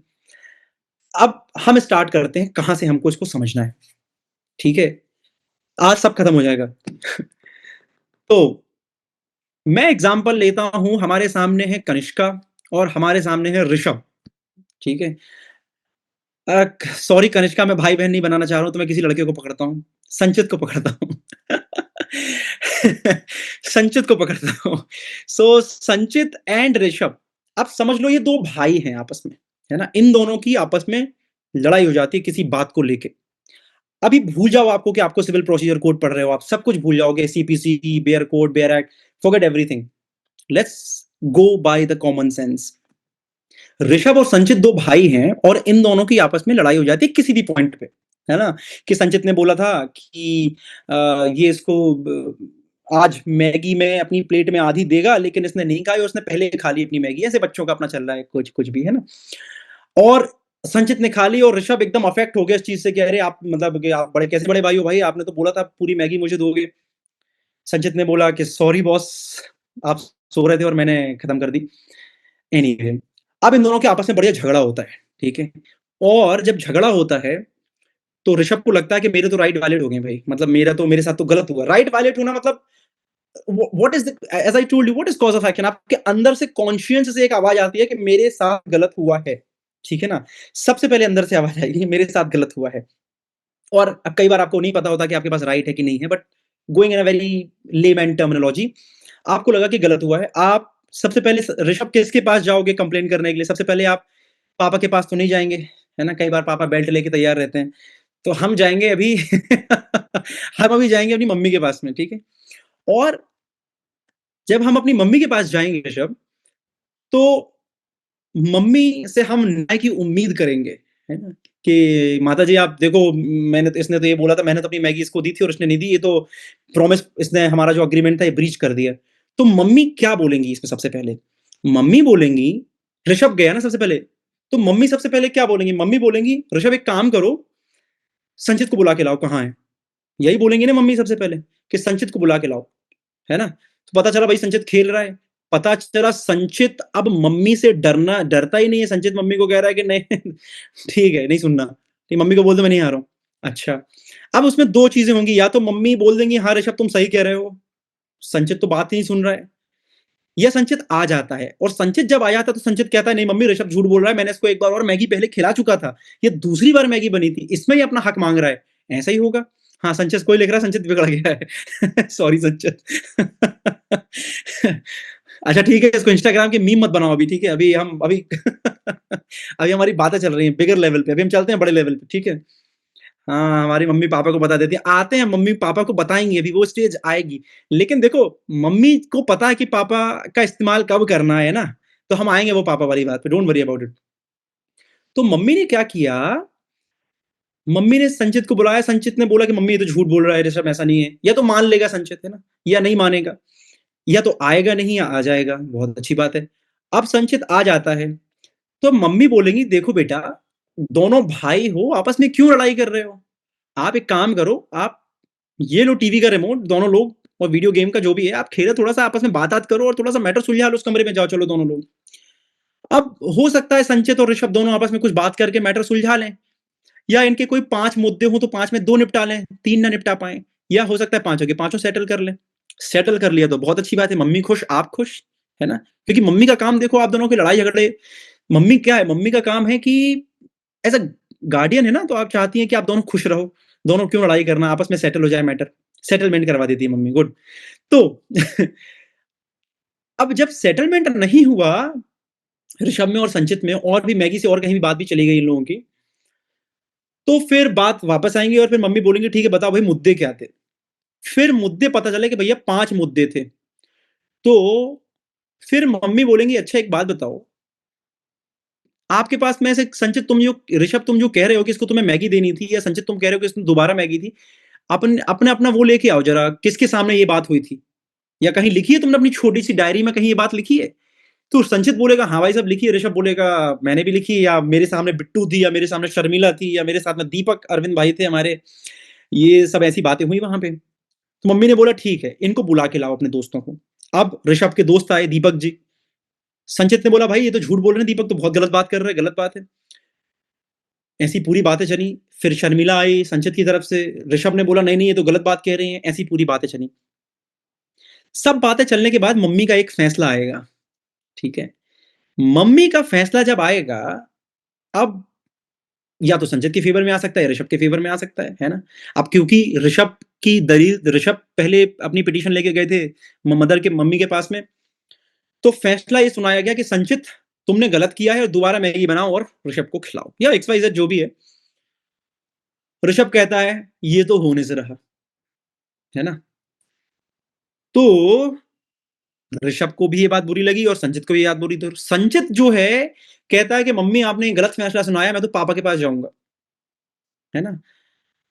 संचित चले गए पापा के पास कि देखो पापा ये बात हुई थी और मम्मी ने तो ये बहुत गलत कर दिया मेरे साथ में। और ऋषभ कहता है, ऋषभ फिर से जाता है मम्मी के पास, कहता है मम्मी ये देख लिया, मैं तो कह रहा था ना, ये तो आपकी बात भी नहीं सुनता है, क्या करना है इसका। मम्मी बोलती है रुक जाओ, इसको मैं अभी जो बगल में एक कमरा है ना इसको बंद करती हूँ आज, तब इसको समझ में आएगी। या इसकी एक और मैगी पड़ी है, हम इसको रख लेते हैं, इसको हम रख लेते हैं, जो इसकी मैगी पड़ी है इसको हम रख लेते हैं, इसको नहीं देंगे जब तक ये अगली नहीं करेगा। ऐसी ऐसी कई सारी बातें होती हैं। संचित पिताजी के पास पहुंच जाते हैं। ये बातें करते करते मम्मी मम्मी और जो हमारी बातें चल रही हैं यहाँ पे, ये सारी CPC हो गई है हमारी। मैं बताता हूँ आपको कैसे। स्टार्ट करते हैं शुरुआत से, ठीक है। अब इसको हम थोड़ा सा लीगल स्ट्रक्चर इसको देते हैं। Entire CPC has been done. Rishabh की जब मैगी खाई गई तो ऋषभ को लगा उसका राइट था, वायलेट हुआ, एक कॉज ऑफ एक्शन अराइज हुआ। अब हम एक कोर्ट की लैंग्वेज में बात करेंगे। जैसे ये कॉज ऑफ एक्शन अराइज हुआ, किसके साथ ये कॉज ऑफ एक्शन अराइज हुआ? सबसे पहले ऋषभ बोलेगा कि ये तो मेरे साथ अराइज हुआ, और किसने किया? संचित ने किया। इसको हम बोलते हैं parties to the suit, order 1 of civil procedure code. Cause of action arise हुआ, पार्टीज टू द सूट, किसके साथ अराइज हुआ वो कॉज ऑफ एक्शन? ऋषभ के साथ अराइज हुआ, संचित के साथ। Order 1, parties to the suit, joinder of the party, non-joinder, misjoinder, necessary party, proper party, performa party, transposition of party, everything you will find under order 1 of code of civil procedure। फिर ऋषभ के दिमाग में आया कि ठीक है भाई मेरे साथ हुआ, इसने किया, क्या रिलीफ मांगनी है? अगर मैं मम्मी मतलब कोर्ट, अगर मैं कोर्ट के पास जा रहा हूं तो मुझे क्या रिलीफ मांगनी है? एक ही रिलीफ मांगूं या सारी रिलीफ मांग लूं? एक ही क्लेम मांगूं या सारा का सारा क्लेम मांगूं? इसको हम बोलते हैं frame of suit. Everything is given under order 2 of code of civil procedure. Understood? अब क्योंकि ऋषभ और संचित प्रॉपर कोर्ट में जा रहे हैं, अब ये मम्मी के पास तो नहीं जा रहे हैं, है ना, तो ये एक एजेंट या एडवोकेट को लेके जाएंगे ऑब्वियसली, है ना। तो अब एजेंट और एडवोकेट कहां दिया हुआ है? ये दिया हुआ है order 3 of code of civil procedure में, कि एजेंट और प्लीडर और इन सबको अगर आपको एंगेज करना है, that is order 3 of civil procedure code. अब अगर इनके एडवोकेट कोर्ट के पास जा रहे हैं तो कुछ लेके जाएंगे, मम्मी के पास जा रहे हैं ना तो कुछ लेके जाएंगे ना, राइटिंग में लेके जाएंगे। अभी तो बातें घर में थी तो चल गई, तो राइटिंग में लेके जाएंगे तो क्या लेके जाएंगे? Sir, please repeat it. Ravi Banerjee. Okay, I'll post that this webinar. I'll post that in YouTube also. आप देख लीजिएगा वहां से। लेकिन फिर मैं बता देता हूँ, मैं स्टार्ट कर रहा हूँ। सबसे पहले कॉज ऑफ एक्शन, फिर सबसे पहले दिमाग में आता है parties to the suit, order 1 of code of civil procedure, फिर फ्रेम ऑफ सूट कि क्या मुझे मांगना है, कितना क्लेम मांगना है, ऑर्डर 2, फिर प्लीडर और एडवोकेट को एंगेज करना है क्योंकि हम कोर्ट में जा रहे हैं, तो ऑर्डर 3। अब इनका एडवोकेट और प्लीडर कुछ तो अब देगा ना, कैसे वो कुछ फ्रेम करेगा ना प्लीडिंग्स को, ऐसे तो खाली नहीं चला जाएगा। यहां पर आता है ऑर्डर 4, जो बात करता है कि अगर कुछ भी कोर्ट में जाना है तो it has to be by presentation of a plaint, read with section 26 of code of civil procedure, then read with order 6 जो जनरल रूल्स ऑफ प्लीडिंग्स की बात करता है, फंडामेंटल रूल्स ऑफ प्लीडिंग्स की बात करता है कि भाई प्लीडिंग बना रहे हो तो फैक्ट्स होने चाहिए, लॉ नहीं होना चाहिए, एविडेंस नहीं होना चाहिए, XYZ सब नहीं होना चाहिए। फिर क्योंकि प्लेंट कौन सी नेचर की प्लीडिंग है? प्लेंट की नेचर की प्लीडिंग है, तो ऑर्डर 7। तो आपने 3-4 चीजों को एक साथ पढ़ा कि एडवोकेट अगर जा रहा है तो वो order 4, read with section 26, read with order 6, read with order 7 of civil procedure code. क्योंकि अब एडवोकेट जा रहा है ना तो थोड़ा तो बोझ टांग के जाएंगे ना भाई, वरना तो फिर क्या मतलब हुआ एक लेमैन में और एडवोकेट में, कई सारी चीजों का दिमाग हमारे दिमाग मतलब बोझ हमारे दिमाग में आएगा। हम चल पड़े लेके। अब क्या हुआ था, मम्मी ने क्या बोला था? मम्मी ने बोला था कि जाओ ऋषभ संचित को लेके आओ। सीधे मम्मी ने कुछ नहीं किया, संचित प्लेग्राउंड में खेल रहा था। इसको हम बोलते हैं समनिंग द डिफेंडेंट। कोर्ट ने डिफेंडेंट को समन कर दिया। Immediately you have come to order 5 of civil procedure code, summoning of the defendant, summoning the defendant, ठीक है। ऑर्डर 5 में आ गए आप। जब आप ऑर्डर 5 सिविल प्रोसीजर कोड में आ गए, अब समनिंग जब हो गई तो दो चीजें थी, या तो संचित आएगा या संचित नहीं आएगा। संचित नहीं आएगा अगर तो सीधे ऑर्डर 9 में चले जाएंगे, मम्मी बोलेगी अच्छा नहीं आ रहा है, ठीक है चलो लिखो, मैं ऑर्डर पास करती हूँ, इसकी रख लो मैगी आएगी जो भी रखनी है ठीक है ना, जो भी उनको देना है कि तुम ऋषभ सही थे, I am giving in writing. नहीं आया तो सीधे ऑर्डर 9 में, जिसको हम बोलते हैं एक्स पार्टे डिग्री। लेकिन संचित आ गया अनफॉर्चुनेटली, है ना, संचित के लिए फॉर्चुनेटली, ऋषभ के लिए अनफॉर्चुनेटली। अब संचित आ गया, संचित जब आ गया तो संचित ने बोला रुक जाओ मम्मी ये तो गलत बोल रहा है, तो मैंने बोला दूसरी मैगी पहली मैगी, तो संचित ने बोला मैं रिटर्न स्टेटमेंट फाइल करूंगा, अपने ऑब्जेक्शंस फाइल करूंगा, जिसको हम बोलते हैं return statement. Immediately Sanchit has come to order 8 of civil procedure code, पूरा अपने read with obviously order 6 is a general rule which will be applicable to all the pleadings. Okay, तो प्लीडिंग कई तरीके की होती है, plaint, return statement, then there is one provision for subsequent pleading. तो ऋषभ संचित आ गया हमारा ऑर्डर 8 में। अब देखो मम्मी ने क्या किया था, मम्मी ने बोला कि दोनों बच्चे हो, क्यों लड़ाई झगड़े करते हो आपस में, उस कमरे में चले जाओ वीडियो गेम लेके। इसको हम बोलते हैं दोनों parties not counter claim, this is not a stage of counter claim वगैरह में हम आएंगे, वो बहुत बार की चीजें हैं, काउंटर क्लेम सेट ऑफ, वो तो पार्ट है रिटर्न स्टेटमेंट का, हम उस पे आएंगे। अगर संचित को लगता है कि इसको भी मेरी 6 मैगी और देनी है, ये तो झूठ बोल रहा है, तो वो फिर काउंटर क्लेम है। We will come to that, don't jump to counter claim. इसलिए मैं आपसे कह रहा हूं कि अभी जितनी सीपीसी हमने पढ़ी है ना, सबसे डिफिकल्ट होता है उसको अनलर्न करना, सब कुछ अनलर्न कर दो अभी फॉर 1 आवर, उसके बाद हम अपना दिमाग लगाएंगे, ठीक है। Everything you have to unlearn for now. समझो कि सीपीसी नहीं आती, that's why we are going from a very basic story. तो अब मम्मी ने बोला कि दोनों उस कमरे में जाओ, वीडियो गेम खेलो, जो भी है आप निपटा लो। इसको हम बोलते हैं first hearing of the suit which is given under order 10 of civil procedure code. Court के पास में प्लेंट आ गया, कोर्ट के पास में रिटर्न स्टेटमेंट आ गया, रेप्लिकेशन आ गया, जो भी कोर्ट के सामने आना था, कोर्ट ने फर्स्ट टाइम अपना इसमें दिमाग लगाया। फर्स्ट टाइम जब कोर्ट किसी चीज में दिमाग लगाता है, इसको हम बोलते हैं फर्स्ट हियरिंग, ठीक है। अब यहां पर मैं थोड़ा सा पॉज दूंगा, आपका एक और मिथ में क्लियर करना चाहता हूं। जनरली जब हमारे दिमाग में आता है हियरिंग ऑफ द सूट, क्यों हम सीपीसी नहीं समझ पाते हैं, जब भी हमारे दिमाग में आता है हियरिंग ऑफ द सूट, तो हमारे दिमाग में ना वो आर्ग्यूमेंट्स आना स्टार्ट हो जाते हैं वकीलों के खड़े होकर, कि वो आर्ग्यूमेंट्स कर रहे हैं, that is called the hearing. In CPC that is not called hearing. CPC starts from first hearing where the argument does not take place. फिर विटनेसेस को भी समन होता है, फिर फर्स्ट, ये जो ऑर्डर 10 में ये फर्स्ट हियरिंग है, फर्स्ट हियरिंग से फाइनल हियरिंग तक का सफर ऑर्डर 18 तक चलता है। हर एक स्टेज हियरिंग की अलग है, हर हम जिसको बोलते हैं पेशी, है ना, हिंदी में और उर्दू में बोलते हैं पेशी करना, हर डेट पे जाना। तो हियरिंग मतलब केवल आर्गुमेंट करना नहीं है। फिर हमारे दिमाग में जब हम ऑर्डर 10 पढ़ते हैं कहते हैं फर्स्ट हियरिंग, फिर हम कोर्ट में जाते हैं कहते हैं इसमें तो साहब बहस ही नहीं हुई, क्योंकि वो हियरिंग वो वाली हियरिंग नहीं जो आपने दिमाग में पिक्चर में बना के रखी है कि जिसमें वो लड़ाई कर रहे हैं दो वकील, that is not a hearing. First hearing मतलब जब कोर्ट ने फर्स्ट टाइम अपना दिमाग लगाया, एप्लीकेशन ऑफ माइंड लगाया, और फिर आपसे बेसिक क्वेश्चंस किए कि क्या दिक्कत है भाई साहब, इसमें बताइए क्यों सॉर्ट आउट नहीं हो पा रहा है आप लोगों का दिक्कत, ये जो लफड़ा चल रहा है, that is called the first hearing of. अब फर्स्ट हियरिंग में लॉ ये आया कि फर्स्ट हियरिंग में जैसे ही सूट आएगा, कोर्ट कुछ भी करे उसके पहले पार्टीज को मीडिएशन में भेजना है, जिसको किसी ने लिखा है यहां पर, गुरप्रीत ने लिखा है एडीआर में भेजना है, जिसको हम बोलते हैं conciliation, arbitration, mediation, read with section 89 of civil procedure code. तो मम्मी ने भी वही काम किया था कि यार आप दोनों क्यों लड़ रहे हो आपस में, है ना, आप जाओ उस कमरे में जाओ और सेटल करो मैटर। ऐसे ही कोर्ट पार्टीज को भेजता है, क्योंकि कोर्ट के लिए सब, court behaves like a guardian, उसके लिए सब बच्चे हैं। तो वो बोलता क्यों लड़ाई कर रहे हो आपस में, जब कुछ नहीं बचेगा तो फिर सॉल्व आउट करनी, बट सॉल्व आउट कर लो। तो फिर order 10 rule 1 capital A, 1 capital B and 1 capital C ये आया, जहां पर कंपल्सरी एडीआर को कर दिया गया आप कि आप जाओ और आप मैटर निपटाओ, सुलझाओ। अगर अब आपके मैटर सुलझ जाते हैं, 5 में 3 मैटर थे सुलझ गए, 5 में 3 सुलझ गए, 2 नहीं सुलझे, तो कोर्ट 3 में सीधे चला जाएगा, डिक्री पास कर देगा ऑर्डर 23 रूल 3 पे, जिसको हम बोलते हैं कॉम्प्रोमाइज डिक्री। क्या बोलते हैं? Compromise decree. सीधे कोर्ट डिक्री पास कर देगा, और जो बचे 2 मैटर हैं उसमें कोर्ट इशू फ्रेम कर देगा।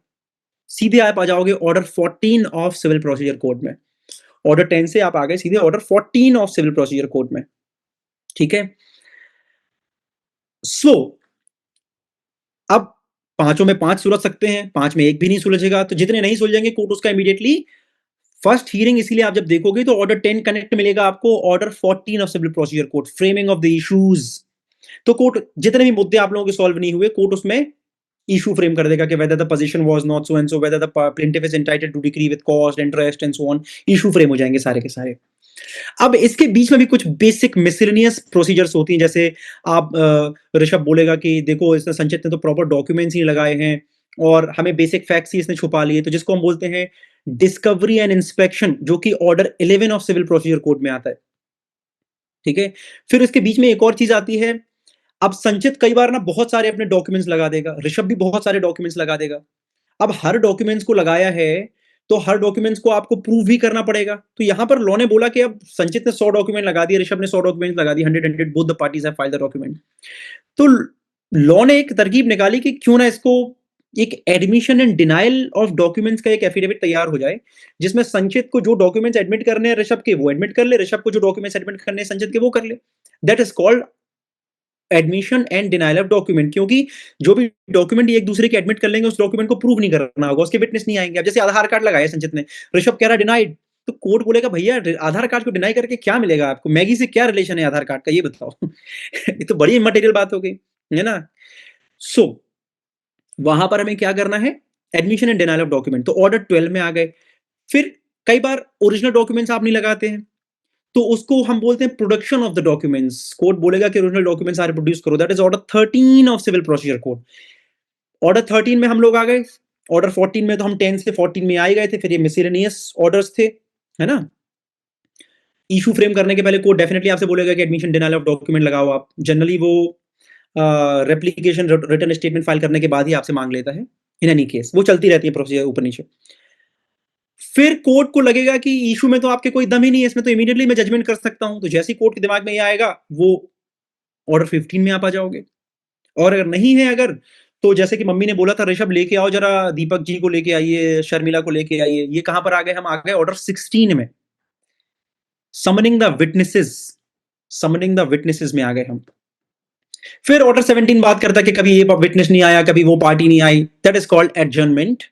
18 में फिर आए हम, जब सारे के सारे लोग आ गए, ट्रायल पूरा हो गया, तो बात करता, जब सारे विटनेसेस आ गए तो वो बात करता है examination of witnesses and final hearing.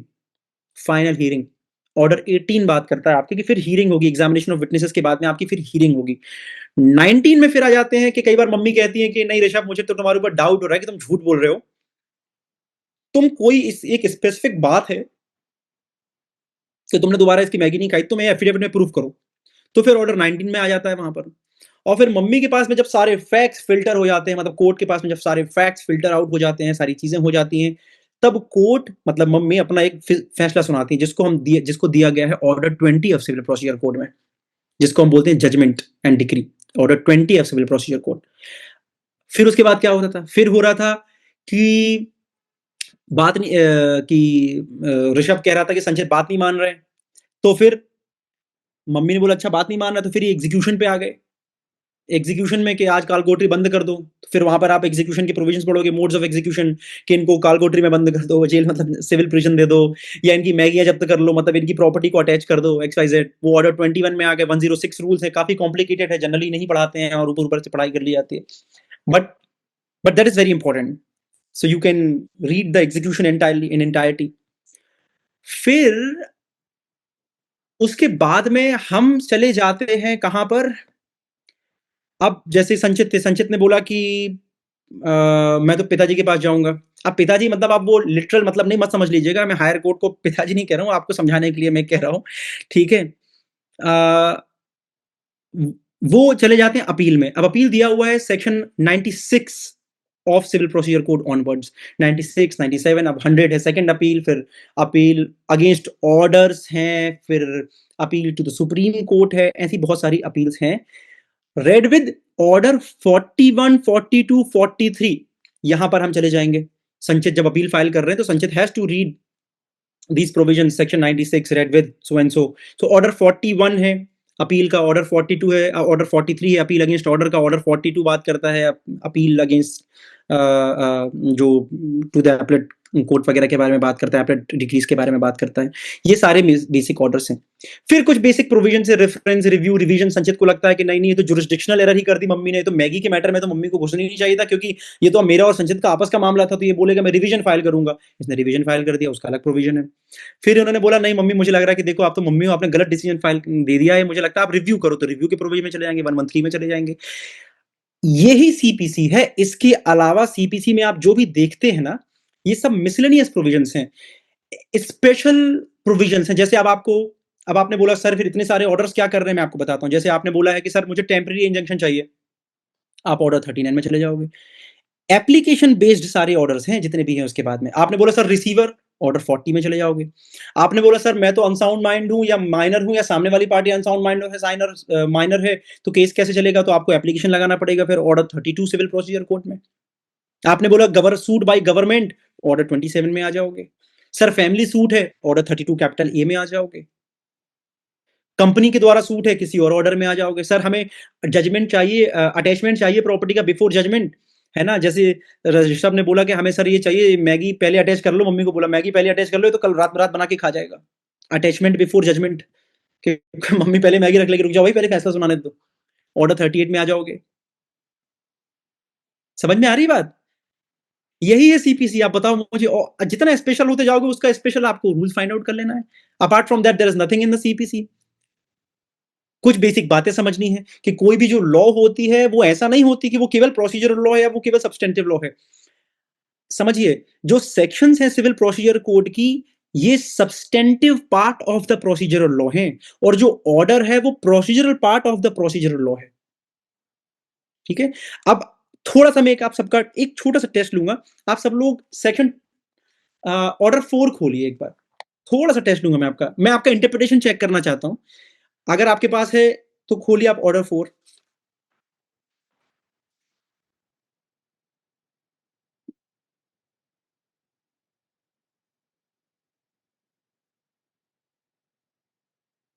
Institution of suit,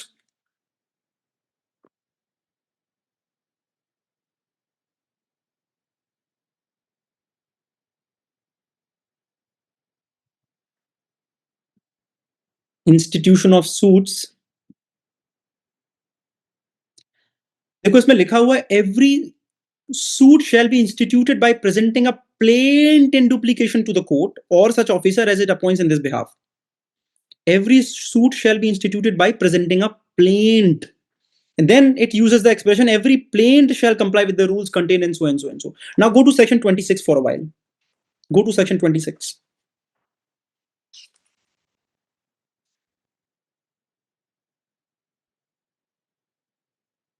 Section 26 कहता है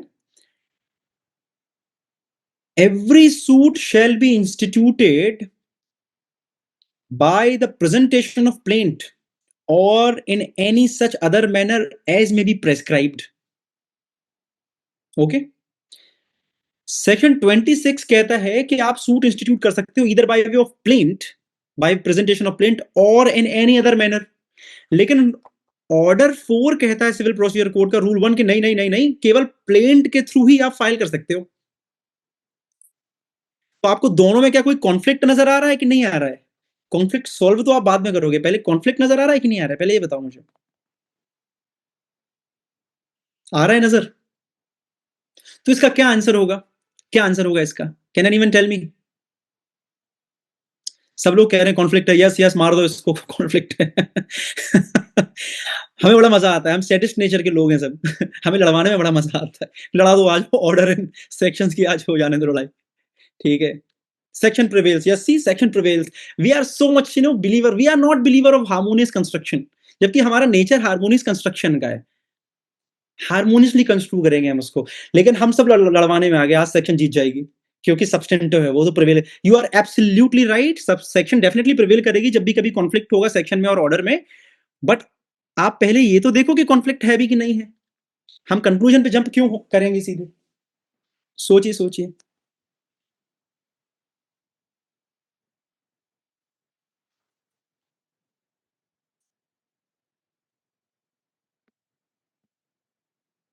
You have 30 seconds to think. That is it.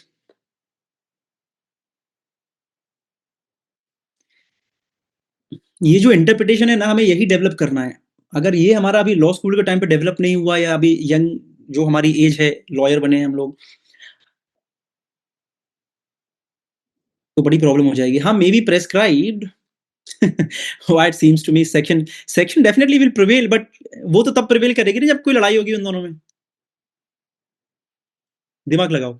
अब चलो एक काम करते हैं, आप लोगों ने, सब लोगों ने बोला बड़ी लड़ाई हो रही है यहाँ पे, फाइट हो रही है। Come to the definition clause of civil procedure code. Come to section 2 now. Come to section 2 subsection, come to section 2 subsection 16, prescribed.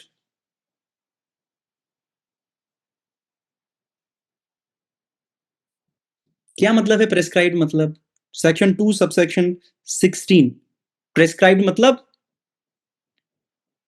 okay, Vivo 225, let's first understand this. prescribed का मतलब समझते हैं। conflict हम कराएंगे, अगर होगी तो, नहीं होगी तो क्यों कराएंगे? prescribed means prescribed by rules. So where is the conflict? Now you go to section 26. वो कहता है every suit shall be instituted by the presentation of plaintiff or any such other manner as may be prescribed. Prescribed by rules. What rule? Order 4.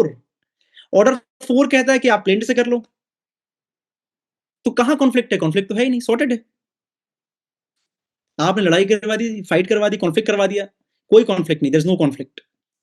अगर वहां पर कुछ और होता तो फिर चांसेस हो जाते, लेकिन उसने भी जो सेक्शन 26 कह रही है वही ऑर्डर 4 मैंने बोल दिया, रूल 1 एंड 2 ने। तो कोई कॉन्फ्लिक्ट नहीं है। तो इमीडिएटली जब कोई प्रॉब्लम आए ना, तो एकदम घबराना नहीं है। Go to the definition clause, try to find out the meaning of that particular expression, what can be. If you are not able to get the meaning और the definition of that expression, go to general clauses act, then go to the harmonious construction part. जब कुछ नहीं बचे तो conflict में आना है। Mummy ने क्या किया, लड़ाई करवा दी थी क्या सीधे ऋषभ की? और नहीं ना, ऐसे नहीं हुआ था कि लड़ लो, तुम लड़के जीत लो, हम ऐसा नहीं होता है। No conflict. क्या करना है, हमें पहले सॉल्व करनी है सिचुएशन, फाइंड आउट करना है। पहले हमें फाइंड आउट करना है कि there is no conflict at all, and even if there is a conflict that can be harmoniously construed, and even if it cannot be harmoniously construed, then definitely there is a conflict, the section will prevail. There are so many judgments on that.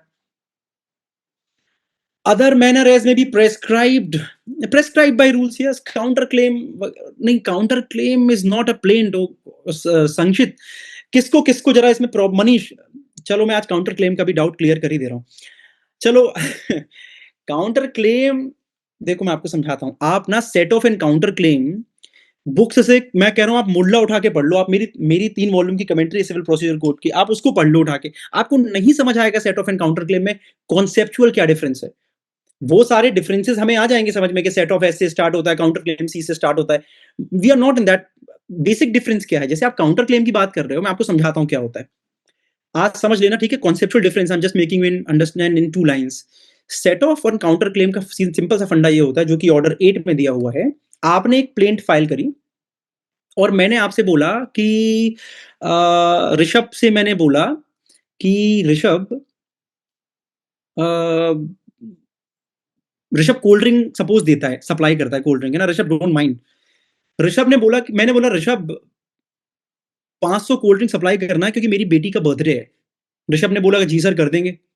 मैंने बोला याद रखना ऋषभ, तुम्हारे भरोसे बैठा हुआ हूं मैं। ऋषभ ने बोला जी सर कर देंगे। ऋषभ ने सप्लाई किया ऋषभ ने केवल 200 कोल्ड ड्रिंक। बाकी सारे मेहमान हमारे कह रहे हैं कि ग्लास खाली हैं सबके कोल्ड ड्रिंक के। I could have given different example, but as we are live in the webinar, cold drink की बात कर रहे हैं हम लोग, ठीक है? बाकी साहब के ग्लास खाली हैं कोल्ड ड्रिंक के, और सब लोग कह रहे हैं क्या मिस्टर रेले तो बड़ी बेइज्जती करवा दी कोल्ड ड्रिंक में, एक तो कोल्ड ड्रिंक रखी वो भी नहीं दे पाया पूरी। मैंने कहा ये तो बात सही है। ऋषभ ने मेरे अगेंस्ट में केस फाइल किया, किस चीज का? रिकवरी ऑफ मनी का। क्यों? अब मैं ऋषभ के पैसे नहीं दे रहा था। मैंने बोला था ऋषभ 500 आपने दिया नहीं, मेरी बड़ी रेपुटेशन खराब होगी, मैं आपको पैसे नहीं दूंगा, ठीक है? ऋषभ ने मेरे अगेंस्ट में सूट फाइल कर दिया। ओके ऋषभ, अब ऋषभ ने जब मेरे अगेंस्ट में सूट फाइल किया, तो अभी मैं सेट ऑफ बता रहा हूं आपको, ये वो लीगल सेट ऑफ नहीं, इक्विटेबल सेट ऑफ की बात कर रहा हूं मैं यहाँ पे। ऋषभ ने जब मेरे अगेंस्ट में केस फाइल किया, तो मैंने ऋषभ को बोला कि ऋषभ, इसमें आपको जो कोल्ड ड्रिंक सप्लाई करनी थी वो 500 बॉटल सप्लाई करनी थी, और मैंने कोर्ट को भी यही बोला कि ठीक है, इनकी जो 200 बॉटल है इससे मुझे कोई ऐतराज नहीं है, वो मैं एडमिट करता हूं कि इन्होंने 200 बॉटल सप्लाई करी थी, लेकिन मेरी बाकी की जो बॉटल्स थी उसका क्या होगा?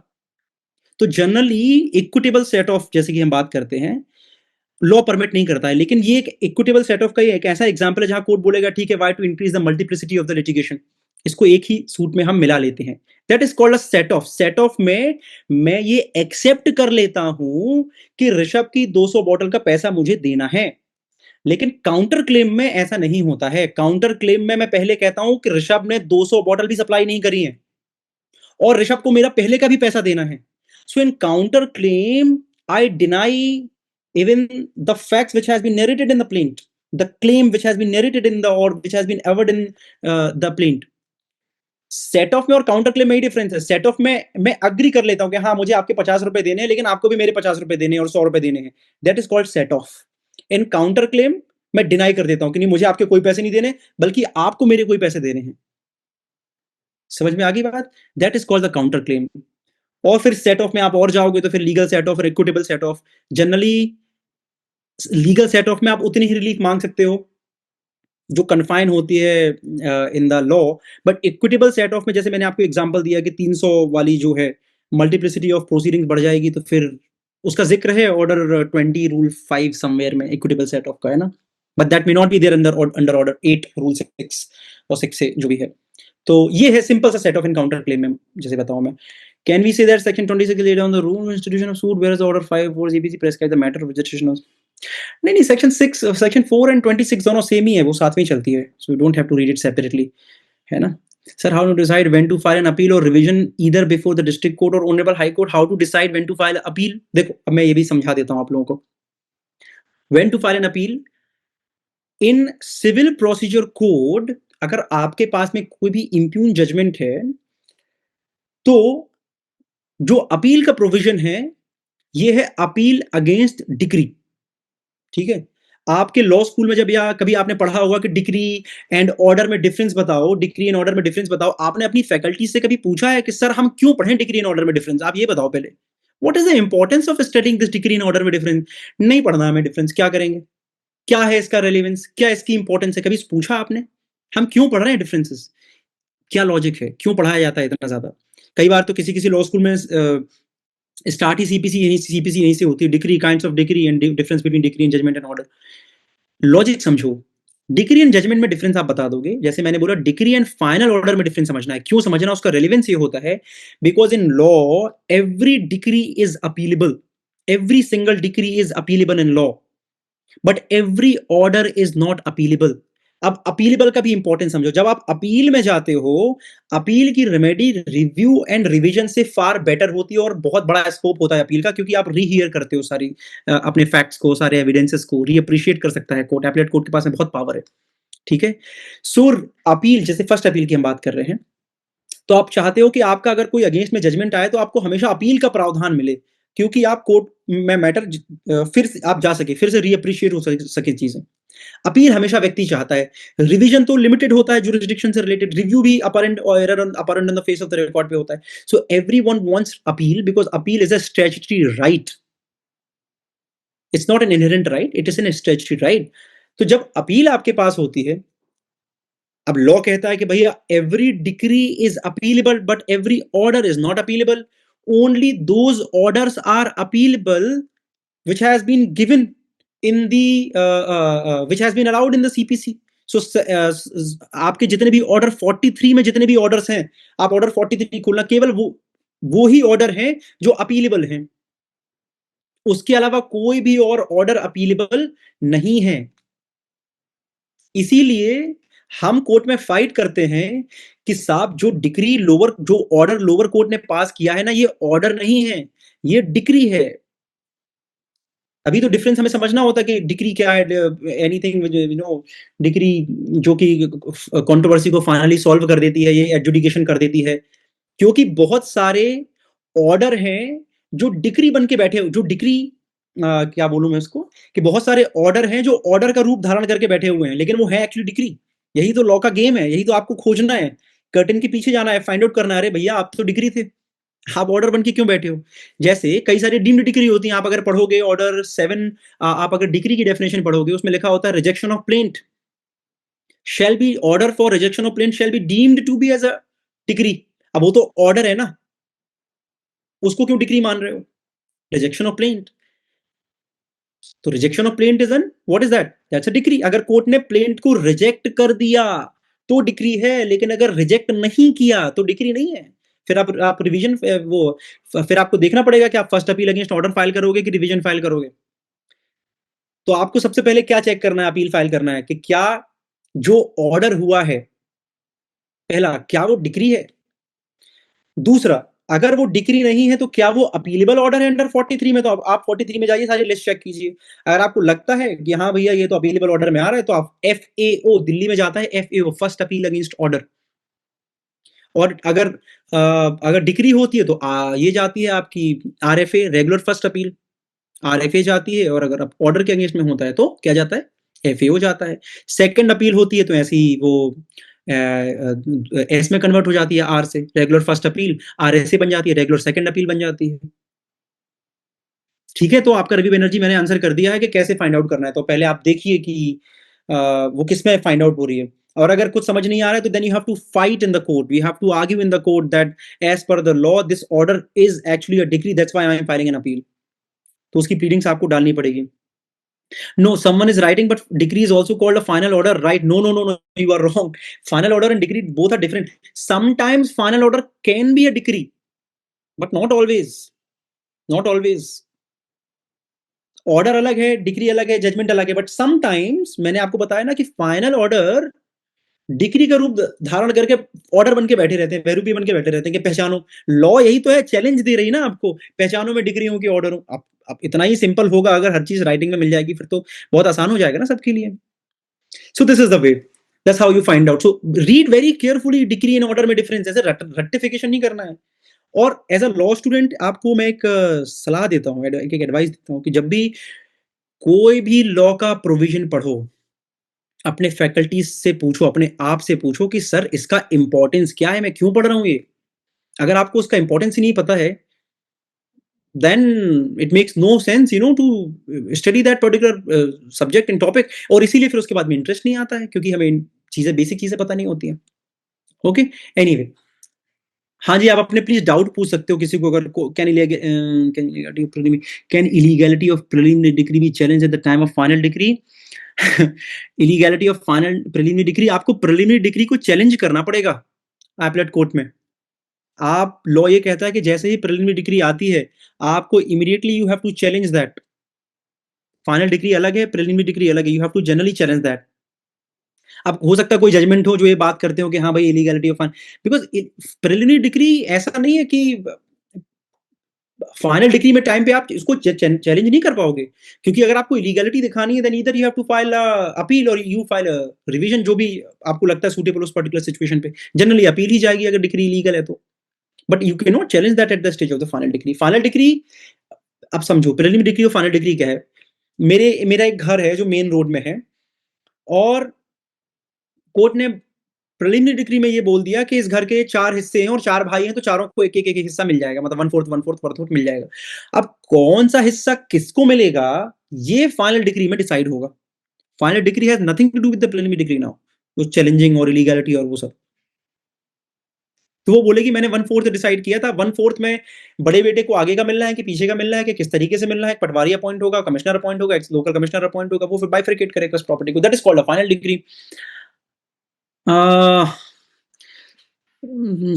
और कोई क्वेश्चन सर? रेरा में अगर ट्राइब्यूनल अगेंस्ट, एक मिनट सर, रेरा में अगर ट्राइब्यूनल अगेंस्ट में ऑर्डर कर दे due to procedural recruitment, RERA में अगर ट्राइब्यूनल अगेंस्ट में ऑर्डर कर दे due to procedural recruitment which was substantially fulfilled, should appeal be filed? You have to check that in RERA provisions now, कि ये रेरा के अंडर में आ रहा है कि नहीं आ रहा है। अगर आपको लग रहा है कि रेरा में आ रहा है, सी एज अ गुड लॉयर आपको definitely you can not be have the possession of all the provisions of law in your mind. You will not, obviously you will not be able to understand, but you should find out where to find out the right provision. हमारे supreme court में भी जितने seniors हैं, high court में जितने seniors हैं, ये क्या करते हैं, ये इनको पता रहता है कि अच्छा किसी ने ये प्रोपोजिशन है तो let's go to that particular point, और वहां पर ये जजमेंट मिल जाएगा, वहां पे ये प्रोविजन मिल जाएगा। वो हमें दिमाग में हमारे होना चाहिए। That you have to find out in RERA. I have a general question. Can you tell me what exactly senior advocate look like when selecting law interns like moot, publication, internships? Selecting law interns like moot, publication and internship, senior advocate. आपको लगता है कि senior advocate mood, publication और internship देखते हैं? अच्छा एक बताओ, अगर देखते हैं तो फर्स्ट ईयर के बच्चों को कैसे इंटर्नशिप मिल जाती है सीनियर्स के साथ में? तो कई सीनियर्स देखते हैं, कई सीनियर्स नहीं देखते हैं। आपको थोड़ा-सा रिकमेंडेशन चाहिए पड़ेंगी, रेफरेंसेस चाहिए पड़ेंगे। अगर आपने किसी के अंडर में काम किया है and suppose if you have worked under me and if I am recommending you to some senior advocate then they can take. So you must have a reference and recommendations, otherwise कौन आपका CV देखेगा? हज़ारों लोगों का CV आता है। अब मेरे ऑफिस में 1 दिन में 1 महीने के लिए आप बोलोगे तो करीबन 450 सीवी आते हैं इंटर्नशिप के लिए। 450 और 450 में मुझे 5 बच्चे सेलेक्ट करने हैं। अगर मैं सबका भला भी करना चाहूँ तो मैं कैसे करूँगा? Is it possible for me? मैं सबको, मेरा बस चले तो मैं सबको जॉब दे दूँ, सबको इंटर्नशिप पे लगा लूँ। बट ऑफिसेज़ में लिमिटेड सीट्स हैं, लिमिटेड लोग हैं। बहुत सारी ऐसी चीज़ें होती हैं जो वी हैव टू मैनेज। तो तो आप कॉम्पिटिशन देख रहे हो 450 में 5 बच्चे सेलेक्ट होते हैं हर महीने। तो सीनियर के अंडर में कितने जाते होंगे सोचिए आप। तो वो कैसे सीवी देखेगा? कैसे अप्लाई आप करेगा? फिर आप, हम सब लोग एक्सपेक्ट करते हैं कि हमें रिप्लाई नहीं आया इंटर्नशिप का।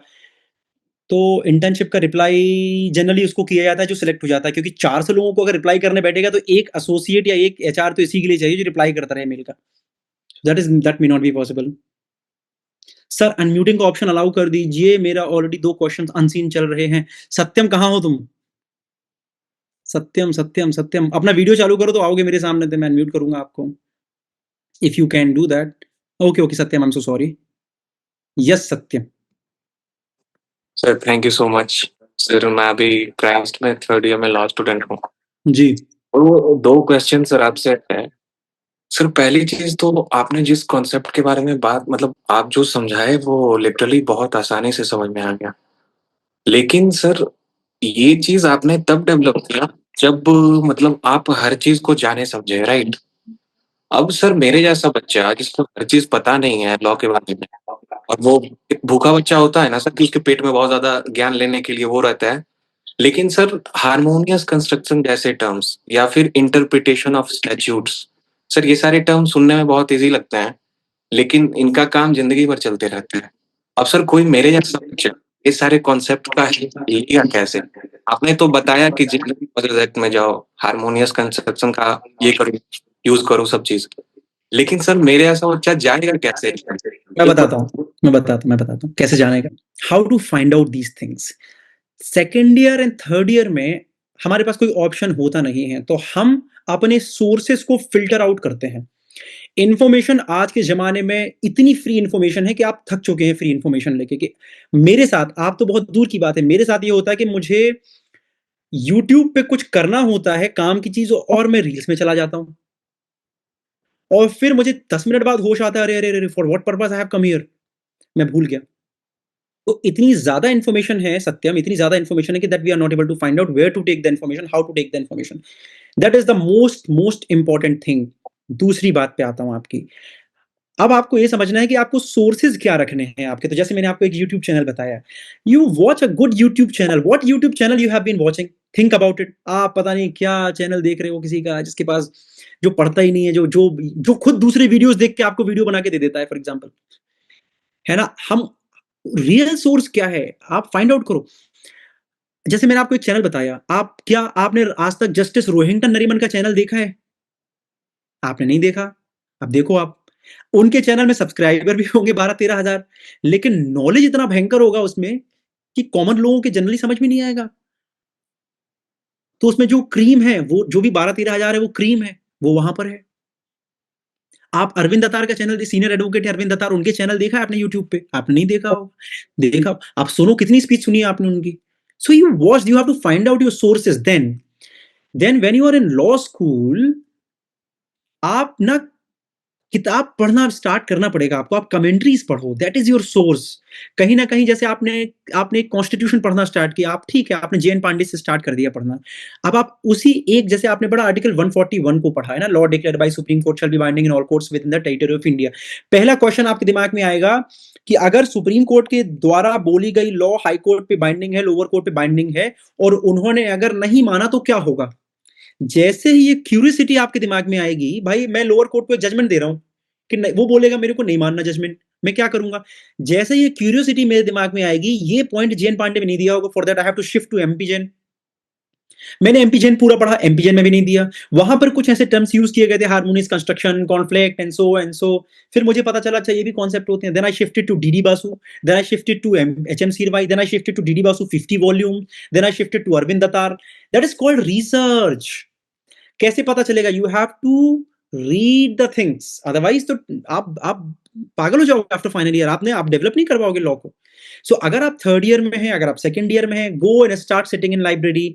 आपके पास में अगर आप एविडेंस सब्जेक्ट है, आपका सीपीसी है, कोई भी एक, आप आईपीसी है, कोई भी एक छोटी सी उठा लो, एक जैन की किताब उठा लो, बांगिया की उठा लो, टॉट में बहुत सारी है, उससे वो पढ़ दो आप। उसके बाद आप बिगर कमेंट्री में जाओ, फिर उसके बाद आप और बिगर कमेंट्री में जाओ। आप, that's how you learn. I know you have limited time, research papers हैं, असाइनमेंट्स हैं, it's so hectic, but you have to find out the time. मैं आपको बता रहा हूं, आप लोग अभी लॉ स्टूडेंट हो, आप बहुत लीजरली लाइफ जी रहे हैं। अभी जब आप इसमें आओगे ना, जहां पर जब एडवोकेट बन जाओगे, तो आपको पता चलेगा कि क्या हालत होती है। सो अब मैं आपको अपने एक्सपीरियंस से कह रहा हूं, because I have lived this life. Start sitting in library, please sit in library at least for 3 hours, at least for 3 hours. आपकी जिंदगी के आधे टेंशन खत्म हो जाएंगे। अब आप बोलोगे कि सर हमारे यहाँ लाइब्रेरी नहीं है, हमारे कॉलेज में लाइब्रेरी बंद हो जाती है, 8 बजे ताला लगा के चले जाते हैं। कोई बात नहीं, सेटअप तो आपको करना पड़ेगा। लाइब्रेरी का सेटअप आप अपने रूम पे कीजिए, घर पे कीजिए। अब आपका रूम पार्टनर परेशान कर रहा है, नहीं पढ़ने दे रहा है, your headache, you have chosen him, shift, do whatever you want, but you have to sit in library, sit for 3 hours, sit in some public library। बैठना तो पड़ेगा बॉस, इसके अलावा कोई ऑप्शन नहीं। all these concepts you will get there, keep reading judgments। आपके पास, आपने पढ़ा कॉन्ट्रैक्ट एक्ट, पढ़ रहे हो आप, कॉन्ट्रैक्ट एक्ट में आपने देखा सेक्शन 30 एंड 31 है, contingent contract and wager agreement के बारे में बताती है। आपको पता चला डिफरेंस क्या है दोनों कॉन्सेप्ट में, कंटिजेंट में एंड वेजर में क्या डिफरेंस है। आप एक judgemental landmark judgement, Carlill versus Carbolic smoke ball company, आप जाओ क्वीन बेंच से पूरा जजमेंट निकालो और पूरा का पूरा जजमेंट पढ़ो। आप आधा जजमेंट पढ़ना, चैट जीपीटी से पढ़ना, ये अगर आपने करना स्टार्ट कर दिया, आपकी तो लाइफ खराब हो जाएगी। Do not do that. You have to read judgment thoroughly, in what context it was said. वो बहुत इंपॉर्टेंट है, कॉन्टेक्स्ट बहुत इंपॉर्टेंट है, किस कॉन्टेक्स्ट में उसको बोला गया है। Okay, read good books. मैंने बोल दिया, मैं कंटिन्यूअसली जितना मुझसे हेल्प हो सकती है, मैं लिंक्डइन में लेटर्स लिखता हूँ लॉ स्टूडेंट्स को, यंग लॉयर्स को। Keep reading those letters. उसमें मैं बहुत सारी बुक्स बताता हूँ कि कौन सी बुक पढ़नी चाहिए। In my second letter I have shared around 15-16 books. पढ़ लो ना, क्यों नहीं पढ़ते? Okay sir, I am appearing for, okay I think Satyam I have answered you ना, that's how you find out harmonious construction. मैं बता रहा हूँ मैं क्या करता था। देखो, मैं अपना एग्जांपल दे सकता हूँ। आई एम नॉट, मैं ये नहीं कह रहा हूँ कि मैंने बड़े तीर मारे हैं जिंदगी में, लेकिन मैं इतना बता रहा हूँ कि जब मैं क्राइस्ट यूनिवर्सिटी में था ना, every Saturday I used to go to NLSIU Bangalore. मैं डाउट्स लिखता था अपने, जो भी मुझे कॉन्स्टिट्यूशन के डाउट्स आते थे, मैं डाउट लिखता था। और डाउट लिख के, एक प्रोफेसर देवीदास थे, जीनियस प्रोफेसर थे एनएलएसआईयू बैंगलोर में। मैं जाता था, उनसे बात करता था, मिलता था, और अलाउ रहता था, कोई ऐसी दिक्कत नहीं थी। अब एक बार रिलेशन बना लोगे फिर बन जाएंगे। तो वो मेरे फिर डाउट्स क्लियर करते थे, अगर मेरी फैकल्टीज नहीं डाउट क्लियर कर पाती थी तो। So that's how you learn. फिर वो मुझे बोलते थे, पवन, अब मैं उनके पास बैठा हूँ जैसे कॉन्स्टिट्यूशन पढ़ने के लिए। I am talking about this incident in third year, when I was in third year. अब मैं constitution, I was so much interested in constitutional law from first year itself. Second semester I started learning, studying constitutional law. तो मैं उनके पास जाता था। वो पता कैसे बातें करते हैं, वो ऐसे बैठे हैं, माला बना रहे हैं अपनी, ठीक है, फूलों की, और फिर मुझसे कहते हैं, Pawan, article 256 plus article 365 is equal to 356। Do you know that? मैंने कहा no. Read it, read it. फिर पता चला कि वो क्या कहने की कोशिश कर रहे थे कि एक सेंटर स्टेट रिलेशन में जब प्रॉब्लम होगी तो कैसे ब्रीच ऑफ कॉन्स्टिट्यूशनल मशीनरी होगी, तो कैसे 356 एप्लीकेबल होगा। So that is how they talk. So you have to be in that fraternity, you have to be among those people. So अब या तो फिजिकली रह लो या फिर यूट्यूब के थ्रू रह लो, but you have to find out from whom you are learning. That is very much important. Okay, don't learn from some random channels and all. Check the authority, check the veracity of that.